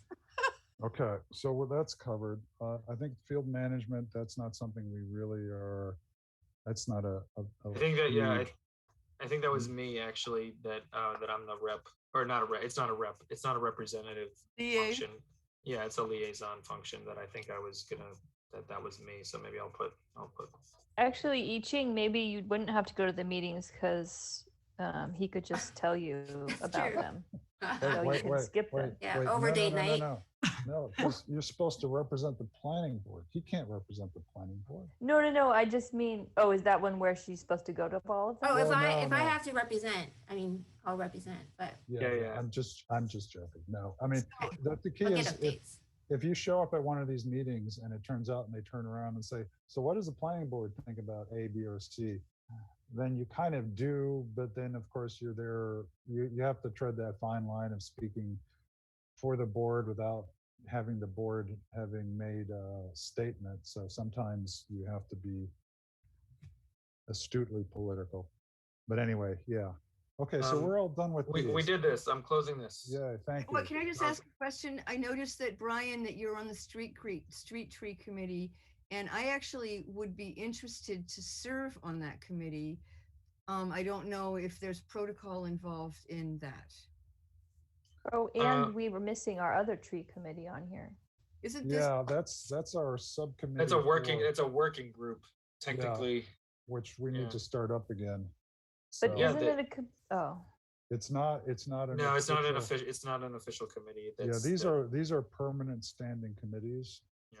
And that one we got up was just to try to, It's technically a working group. it's Yeah. for fun. Yeah. for fun. Yeah, we should have more fun. Well, Brian, I fun. can, Okay, This is a I can fun just go group. to the street tree committee meetings if I know when they're happening. That's fine. I don't care. so Um, why don't we have, if Sally and Brian, if you could have that discussion Sure. offline, because we only have 36 minutes. No, we have 30 minutes left to do our whole planning for the next year. All right, let me get the other document that you had made here. Have you guys seen the update for the vote? No. No. The, No, what the is no it? has it. No. By like 70 some points. So 70 some But- votes. What? But the 20% came out. No, more than 40%. Here, It was 40% came swarming. out. That's Yeah, amazing. it was Well, so busy. So Okay, I would, that's the link. so we need to stick to our schedule. It's not on the agenda to discuss the referendum of this evening. So what, Brian, if you can put up that document. Will do. Okay. So we are halfway through the year. And we need to think about our priorities. And I've split them up into two different ways of thinking about time. One is in terms of town meetings, and the other is in terms of working real time. Because it may be that some projects work better on one than the other. So we have a fall 2021 town meeting coming up. If we're going to be doing anything for fall 2021 town meeting, we have to start immediately. Yep. Because we're going to have to start talking about having hearings in August or early September. And it usually takes us several go rounds to get things right. Mhm. So Brian, if you scroll up a bit. Yeah, so I just threw a master plan implementation committee in there. If we decided to go through town meeting, it looks like we're not going to, so you can just delete that puppy. And the priority I've labeled the letters. A are for essentially upcoming town meeting. A, B, and C are, yeah. And then I just put a couple of quick things that we can do for upcoming town meeting. We have a definition of a half story, which is confusing. We could clean that up. I think that one we could do. The other thing was that in the CBD, for instance, on the Fells Hardware site, it turns out there's a zero property line because of the site between, say, 60 Vine and the residence right next door to it. Mhm. So one thing we might want to do is revisit property lines to adjacent residential neighborhoods to make sure that there are no zero property lines up against a residential neighborhood. Right. So that's what so I would love to discuss right now things we can do in the very near future so we can get them on track. And then we can talk about, and then I've got administrative priorities. And then what we can do then is keep cutting and pasting these tables. And when we define other things, sort of ideas. So if we want to talk about, say, ADUs, We can talk about when do we want to put them before town meeting in terms of some zoning. We want to talk about North Main Street zoning. What's the time frame? So those are the things that we should, the grand discussion I was hoping we would have, I think time has taken away some of the space for that. I think we have to get a little more practical, at least to deal with what's coming up in the next 4 months. And then I think we can step back and talk about what we want to do in the longer term schedules. So I'll Brian, open up the again, can you floor. show the whole document in one screen, or is it just not possible? So it's priorities, town meeting priorities and administrative priorities. Okay, now I understand. It's just the scrolling thing. It makes me hard to see the whole. Yeah, and I just threw those in there as just as a way of guiding conversation. Obviously, they are rather meager. So what? I think go we ahead. should add ADUs and the private property tree bylaw. And what priority should that be in? Next spring. Okay, so that would be a priority B under town meeting. Mm-hmm. So I Brian, if you want to fill that in.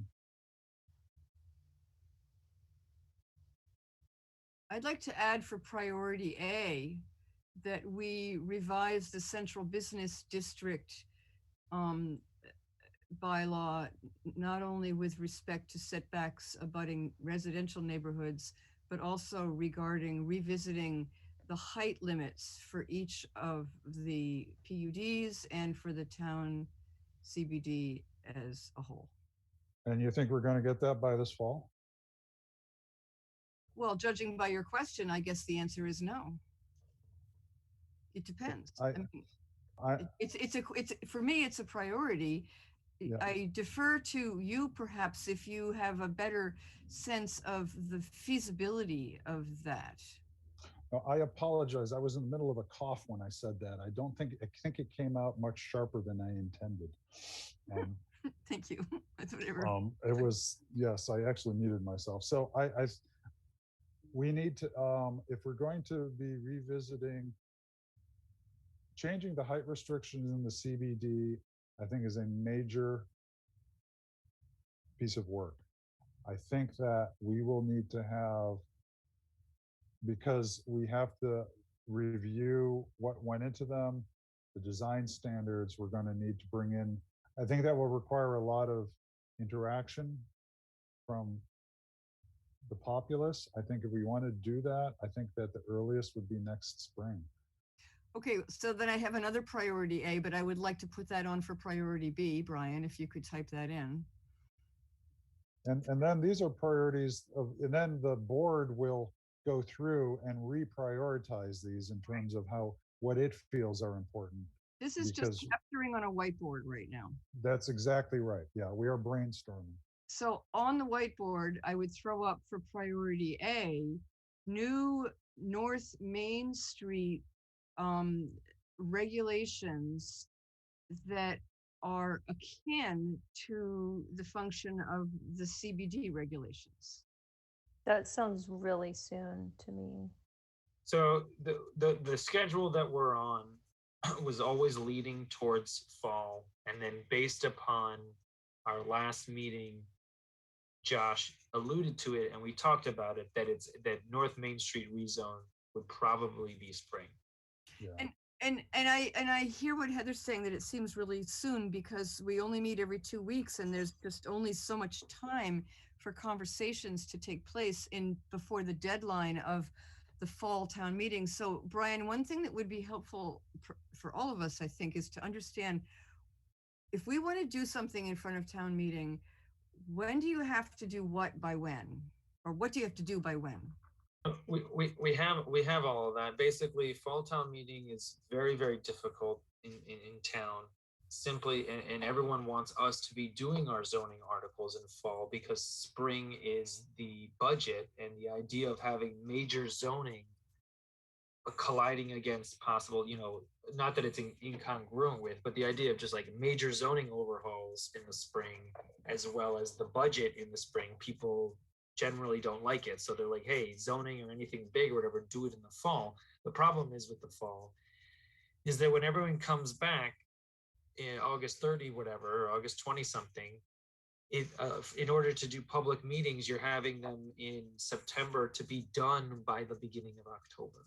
Oh, I see. So, So yeah, there's not enough, basically there's enough time for like one public meeting to, for the, and it's always rushed and it never works out simply because we can't really have public meetings in the summer. So the idea is that we kind of lengthen it and try to do some stuff in the spring if we have to.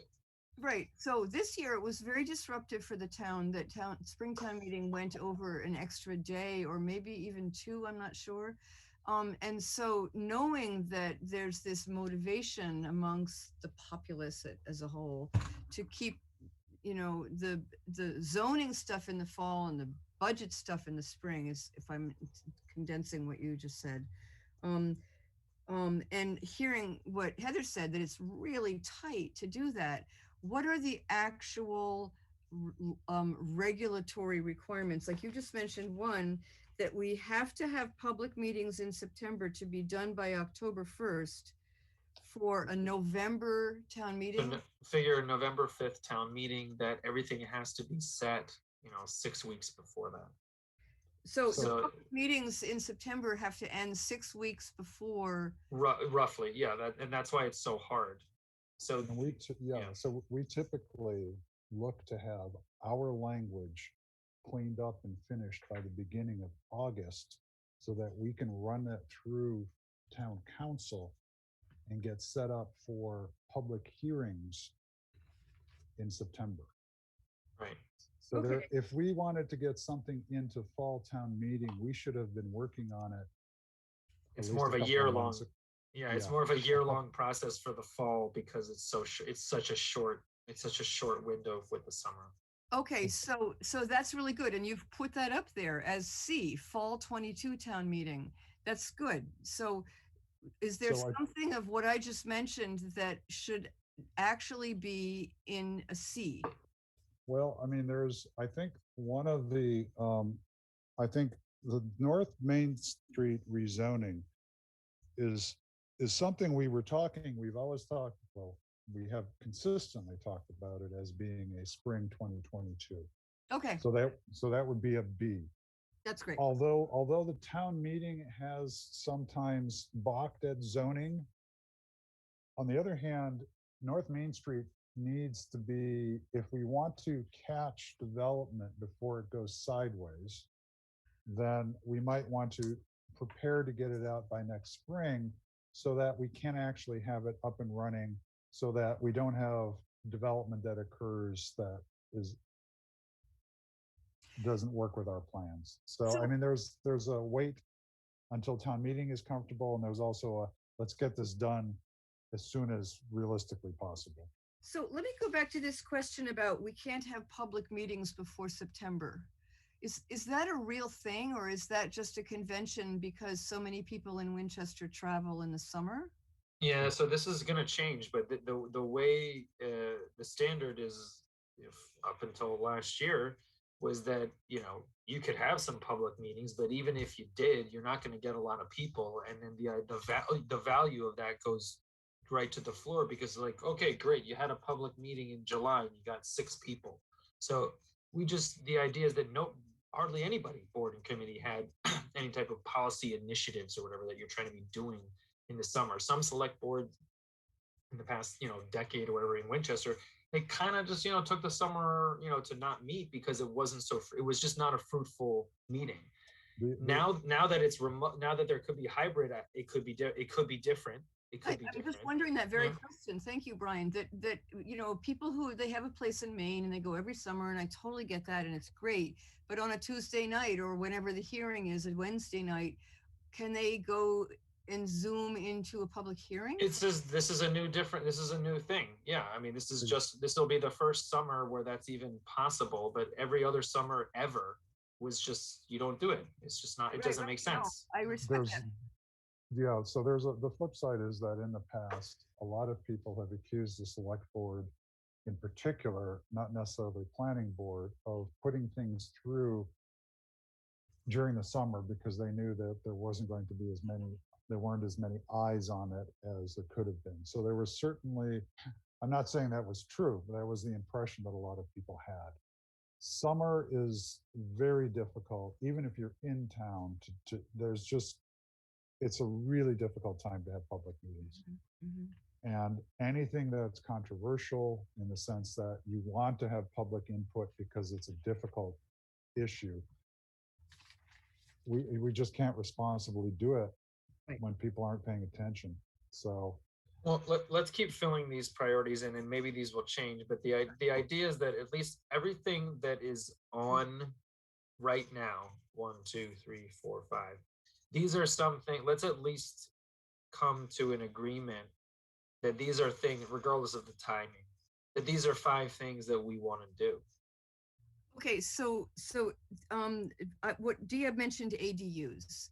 I just think that's a great thing. And so you have it listed as a Springtown meeting, and the tree bylaw as a Springtown meeting. All right, all right. Well, can we put revisions to the CBD height bylaw for Springtown meeting? Does anyone want to do that? we should, why don't this is a whiteboard, so let's put it down there. And then we're gonna have to, we need to get all these ideas down, and then Mhm. we are going to vote on what our priorities are. So we're probably gonna have another column which says, yeah, so I don't know if we're gonna do a B. I would put that down as a B, and then we're going to put a number next to it, ranking it by the board, which ones we think are we're going to do.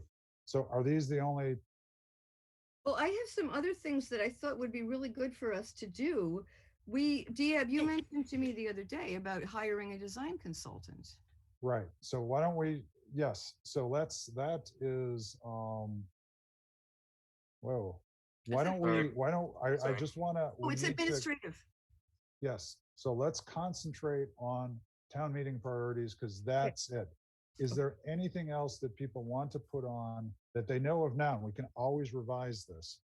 But is there something that you really feel we should do for fall town meeting or spring town meeting? There's only a limited, the North Main Street rezone is a big bite. The ADU is a big bite. So I don't know that we can put anything that, I think we have more than enough for a Springtown meeting.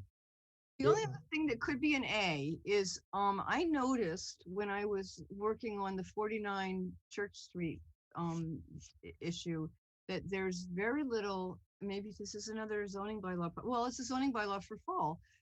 There's very little language that restricts lighting intrusion from a non-residential district into a residential district, or particularly within lots in a residential district. And I do believe, this is my personal opinion, that it's simply an oversight in our lighting regulations, and that this would be an A, is to recommend, identify and implement lighting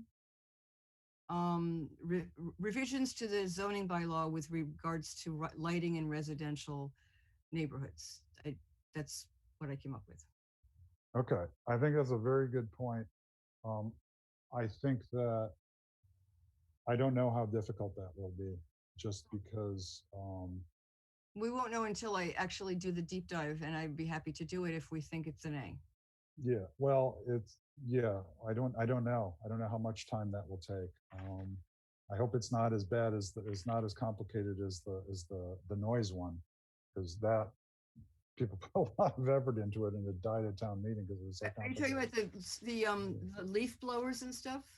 No, this one was setting noise limits, actual limits for various things in town. It wasn't just leaf blowers. It was a comprehensive noise ordinance. And Did it crash and burn? I don't, you have to give me a little history. Yeah, it crashed and burned. Okay, well, And I that's don't think it ever fun. came back. Okay, so I think, so these are our town meeting priorities. For now, we will go and rank them. Let's start filling in other things. So, Can I ask a quick question? Sorry. yeah, Sorry, Dia. is it ever that, that we put something forward that just, I don't know how to put this, to essentially socialize something as opposed to like we're going for a particular, I'm thinking of the North Main Street work that's been done so far. Is there ever an opportunity at a town meeting to just say, this is an outcome, we're still working on it, but just so you're not, Yeah, I call We- it socializing. It's We give updates. yeah, Okay. we give a report at every town meeting. So, And Cheryl, are you asking for incremental votes? So like at an early juncture in a decision tree? well, no, I guess what Heather and Diab are saying is it's an update. So does, A-5 just represent an update on the North Main Street rezoning? I mean, there's been a lot of really good work done by Josh and his team. Yeah, Yes. And Okay. Yeah, and it's good to tee up an Exactly. article for later. Yeah, they're Yeah. definitely, yeah, Yeah. so, Just having to come in with a big, like, huge change. This is just a way of kind of introducing Yeah. the good work that's being done. Otherwise, so, we edit so much of it when we get to where, I think that's such a good suggestion so that there, B could be North Main Street rezone, but A could be North Main Street update and pending recommendations for town meeting discussion. Is Well- that what you're thinking, Carol? well, we already have a report to town meeting. okay, And I did discuss in the Springtown meeting, I did discuss the North Main Street. okay, Yes, you And did. so it's there. So we don't need a separate article. It's okay. part of we get 5 to 10 minutes to speak at length about, well, at 5 to 10 minutes length about anything we want. Yeah. So we can certainly put that in there. That is how we've continued to remind town meeting that things are going to come up that, so this past spring, I reported, thank you for your 35K you gave us last year. We've had this one meeting already, and please come to our June 8th one, which no one did, but So I think one thing Cheryl's pointing out though is like if we flagged that in this list, it's a reminder and it also helps with to understand the timing. Like, okay, we're not going to just drop a bomb of ADUs. We need to tee that up and it reminds us that we need to do, a campaign in advance. so, yes, well, that Right, would so be, that might be an administrative priority. right, yeah, it's not an article, Yeah. but yeah. Right. you know. Well, this Yeah. says town meeting. It doesn't say articles. So that's why I was wondering, oh, maybe we code it like, Well, so Heather, that's really smart because what this little table could show, like under town meeting priorities, there's 2 columns, priority and item. And if Brian inserted a 3rd column to the right and it said deadlines, right? And deadlines, like for instance, for fall town We're meeting. still trying to figure out what the whole board's priorities are, right? Well, I know, but Yeah, the yeah. priorities for each deadline are like, for instance, say you wanted to have a deadline for fall town meeting, which would be an Right. A. For North Main Street, the deadline would be, September 15th to do X. I'm just trying to say, realistically, if we do make something an A, what do we have to do by when? And if we Right. make something a C, what are the 3 things that we have Mhm. to do by when? I agree completely, except we're still on whiteboard mode. We're still throwing up everything against the wall and seeing what sticks. So Good. Okay, so our next stop after we do this is throwing everything up there will be to prioritize and schedule. And we're going to go have Gantt charts and everything because we Oh, have I like access to Microsoft Planner like that. from the town. So this is going to go into something where we will see where all of this goes, but we're still throwing stuff on the wall. So I want to move us on to, because we have 13 minutes left. okay, well, if we're dreaming, how about getting rid of single family zoning in some areas of town? we can I think certainly- that, yeah, leading up to that. I have So some we're, finally things saying, that could lead up to that. so is that G? What does G stand for? Not unless the luck. federal government makes us. Oh, well, G. I think the state government's trying to make Oh, us. do MG. that. Okay, well, let's, I think the earliest we're going to be able to get to that is C. So why don't we D, put down, yeah. why don't we put down multifamily or multi-unit housing? And we'll put it C plus. No, let's just keep it a good solid C. Fall town Okay. meeting 2020, multi. Okay, unit something zoning. between that and ADU would be to allow duplexes by right if they don't alter the structure too much. Well, that's in my multi-unit zone. Yeah, Yeah, but then you, the- to get rid of, I feel like that's like a toddler step from ADU. Well, is So that, that's what I was imagining able to is that, build. Yeah, so. but so what I mean by that is that, yeah, we start with 2 units Yeah. in certain places and we ramp up to, So why don't we call this incremental multi-unit zoning? And Yeah. Brian has this brilliant graphic he got at one of his conferences, which shows this spectrum of housing choices. Which is a Brian, will pretty- you be sure to forward that to us? I could Oh, have did you- sworn. Yeah, I think Was I that in your sent. conference report? Yeah, it's Yeah. in the Okay, good. conference report. Excellent, excellent. Okay. It's called, if you search the PDF for the missing middle, a lot of people think that has to do specifically with socioeconomic in terms of middle, like as in the middle class, but it's really No. the middle housing is basically everything between the single family home and, you know, the high rise. Right, right. So it's twos, it's threes, it's townhouses, it's mixed use, you know, 2-story mixed use, you know, it's all that kind of stuff. And well, it in Iching, your idea of carving out a second dwelling that doesn't change the outside is an ADU entry point. I mean, that's like Yeah, but if you the can easiest become, thing for people to accept as an ADU. right, So that's already in there. but then you can condoize it, and so then like multiple people could have some Oh, kind of stake in it. So Brian, does that fall under the subdivision law when you condoize a single family structure and you don't take the exterior? It's a No, no, no, no. No. Subdivision has not, No. subdivision specifically has to do with either building roads or creating lots. Okay, good. So you're not creating a lot within a condo building. Yeah, it's still one. It's still one lot. Okay. So like related to that would be, you know, dreaming. Dream would be to reduce lot sizes. So people might be able to, with a 20,000 square foot, you know, in the west side, be able to divide it, sell part of it so that they can stay in their little home. Or, Okay. you know, so you mean like tiny houses? no, just like smaller lots. I think that there are some parts of town that are like minimum of 15 or 20, right? It's There's, 20. yeah, because- it, because there's, That's huge. Yeah. yeah, Okay, there's 10, so- and 10, 15, and 20. Oh, there is, So what, where is it? Oh, I'll look. so I just want to remind everyone, it's now 9:50. So Brian, if you want to throw that last one in, at least on my screen, it hasn't updated. No, yeah, sorry, so that was reduced lot Reduce lot size. size. Reduced lot sizes.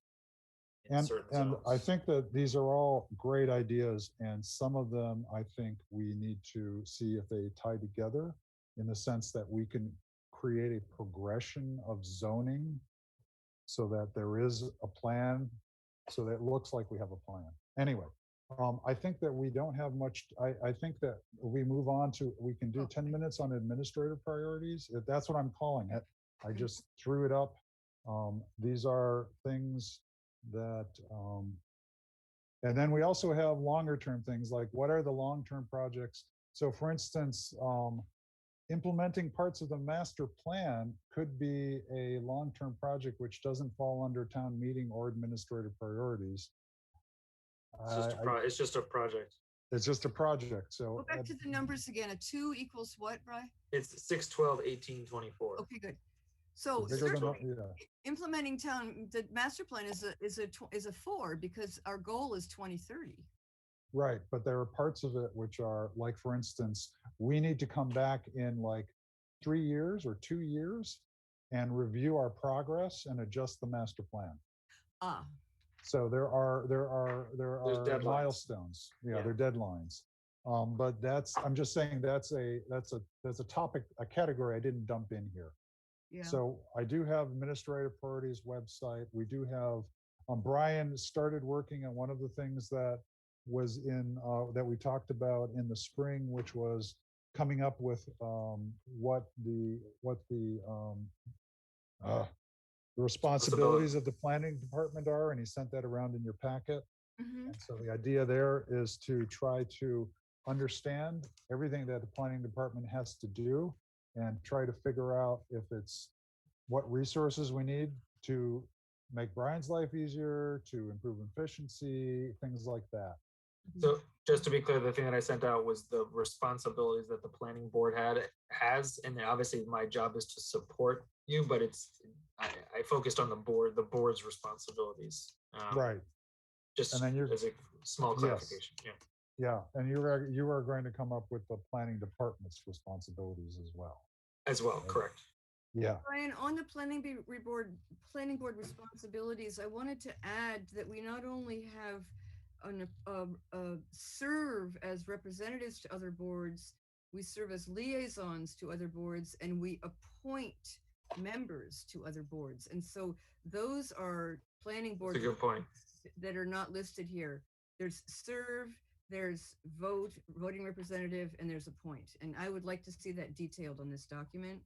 And then under review authority, I want to put that for the Central Business District, we are the special permit granting authority. That needs to be added to this document. I think it's there. It's there. In the second page. I didn't get a second page. It wasn't. Did you get the special permit granting authority studies and zoning changes? Okay, I will see what happened to that page in my packet. I had to have my husband help me print this out because it came out as little tiny pages on a screen, and he opened it up in Acrobat Pro and fixed it for me. He failed to print page 2. I'll look for it. Thank you. Okay, so I think that we do have one action item that I need to get to. I think we're going to have to call it a night on this document. The one thing that I think I would like the board to, we need to, so we had a conversation amongst ourselves about Converse Place, 10 Converse. We had a conversation with the developers about 10 Converse. I think that the board needs to think about, and we can't have this discussion tonight, about what a FAR 3.0 in a PUD, what the board, Brian, we discussed this. Can you come up with the words I used last? Sure, it is near 10 o'clock. So the way that the CBD language says is that really the only way that in a PUD you can go from 2.5 FAR to a 3.0 is that you need to produce something that is for the population needs of Winchester. And it's a question of diversity of housing that meets the needs of the town. Thank you. That meets the needs. I think that meets the needs of the Winchester population. And the idea is that, so the question is before us is what are some of those things? It doesn't specifically say more affordable units. If it contemplated that, it would say that. That's probably obviously one of them, but it's a question of what else is possible to talk about or meeting the diverse needs of the Winchester population. So not for now, but that is a big discussion that will happen. Right. That's an administrative topic. Is that what you're saying? No, I'm talking about something I think we need to talk about. I would like this board to make a decision as to whether they want to have that discussion amongst ourselves, or do you want to wait until if a proposal comes before this board and is submitted? I think we should talk pre-application. before. The pre-application. Yeah, I mean, that's the big elephant in the room, as it were, the 800-pound choose your large animal. That is really at the crux of whether the board would approve a PUD with the FAR 3.0. So does the board want to talk? I think Does you the- lost me, Diab. I don't understand the question. He's asking if we should talk about it before we have a proposal. The proposal, For Converse An Place. application. We're going to be getting an application from 10 Converse Place sometime in the next several months. Basically, that is a directive from the planning board. And the question is maybe before they file, they want to know if there's nothing possible or not. And the board should try to figure out what are the few possibilities. Forget 10 Converse Place, just in general, what is the menu of items that the planning board can pick from that would allow a 3.0 FAR to meet the diverse needs of the Winchester's population. Yes, I would like that- us to discuss that abstractly sooner rather than later. Okay, we So we're can not wasting their time. get that on Okay. a further agenda then. Okay, thank you. That's all. It was just are people ready for that question, that discussion now? Then we will, if it seems like they are, then we will schedule it soon. And we will finish our scheduling. We will start working, I think, on the things, we have some things we can work on for fall town meeting. I think that's easy to work on. So we'll start the ball rolling on those. And then we'll finish this discussion. We will continue the discussion next time. Okay, it is 21:58. We usually go through action items, or that's what's on our agenda. The only action items I have are, well, there's a bunch. Brian was going to find out about whether a quorum is required for physical presence. And I think we were all going to sit there and think about the next stages of our master plan implementation committee, coming up with the skills that we want people to have, so that we can actually think about starting to write an advertisement for it. Mhm. And I think that we do need to, if there is a 20 Glenwood RFP, they are going to ask for us to have someone on there. I think we can wait until the next meeting Mhm. or to talk about who wants to do that. Maybe we'll have some further information on that. Yeah, the hope. Yeah, that's the hope. And I guess just to be clear here, so we are going to be, we're trying to reserve for our next meeting, July 6th at WinCam for hybrid participation, correct? I thought you Okay. said July 6th as the, not, because it's July 4th week. Sorry, so I guess the 2 weeks after then. So the idea is that July 6th is remote, and then the 20th will be in person. Or sorry, the 20th will be hybrid. Sorry, the 20th will be hybrid, and that will be hybrid from here on out after the 20th of July.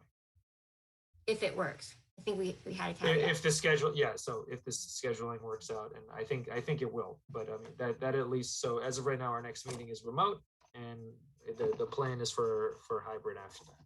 Brian, I have a question about what the process by which we understand or find out what's on the agenda.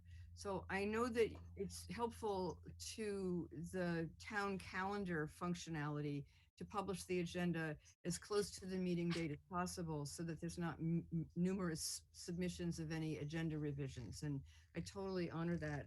My question is whether we can know sooner than the Friday before the Tuesday meeting what's on the agenda. So typically, the agenda gets set on the Tuesday or the Tuesday or Wednesday of the week before. Okay, so can that be sent out to us in advance of the packet? So yeah, I mean, usually, I guess, Dia, what you've been doing is send, or in the past, maybe not every week, was, do you have any agenda items that want to get on for this week?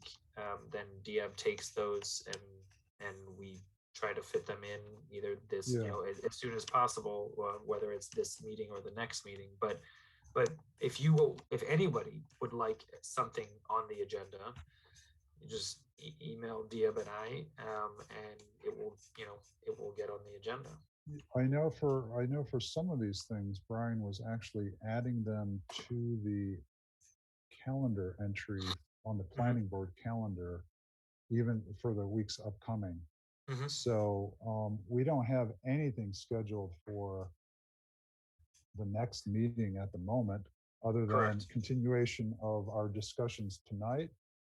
So I had And emailed you both on the 11th, and I had said other items that I thought would be helpful to have on the planning board agenda. One of them is the question of scheduling a joint meeting with the Conservation Commission, because I understand that they are eager for a joint meeting with us about 10 Converse Place and the Mill Pond setback, which is the riverine setback. well, And the other question was if we could schedule a meeting with the Housing Partnership Board to identify our shared goals with them with regards to the North Main Street master plan.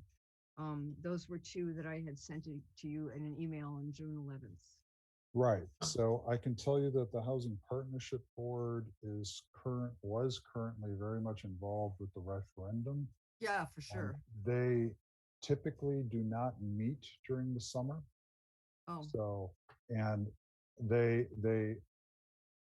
I do not know whether the outcome of the referendum will sway a earlier meeting or a later meeting. But I have let them know that we are interested in it. okay. could- And then with regards to the Conservation Commission Yeah. and a discussion about their goals for the Mill Pond, or their We can priorities? certainly, yeah, so I have not reached out. That has not been, we will do that. It's one of the things this board also needs to figure out is which of the other boards that we want to talk to and the schedule for that. We tried in the past to have regularly scheduled meetings throughout the year. So we can certainly do that. I think it's just been a little crazy the last few weeks, and we will get back on track now that the referendum is over. So at least some of us will have a little more spare time.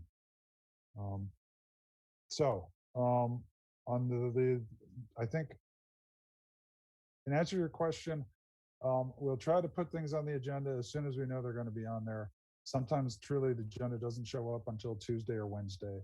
But I and did that- hear that what you're saying is that you pencil things in on the planning board calendar. Is that correct? Yes, if we know it's coming up in a few weeks, then we do that. That's um, extremely helpful. I don't think I understood that, so thank you. Yeah. So have yeah, to if you look- go when you go to the planning board calendar and it has the Zoom link information on the bottom and the top, there are notes. So if we have an A&R coming in but typically, an agenda item wouldn't be let's schedule a meeting.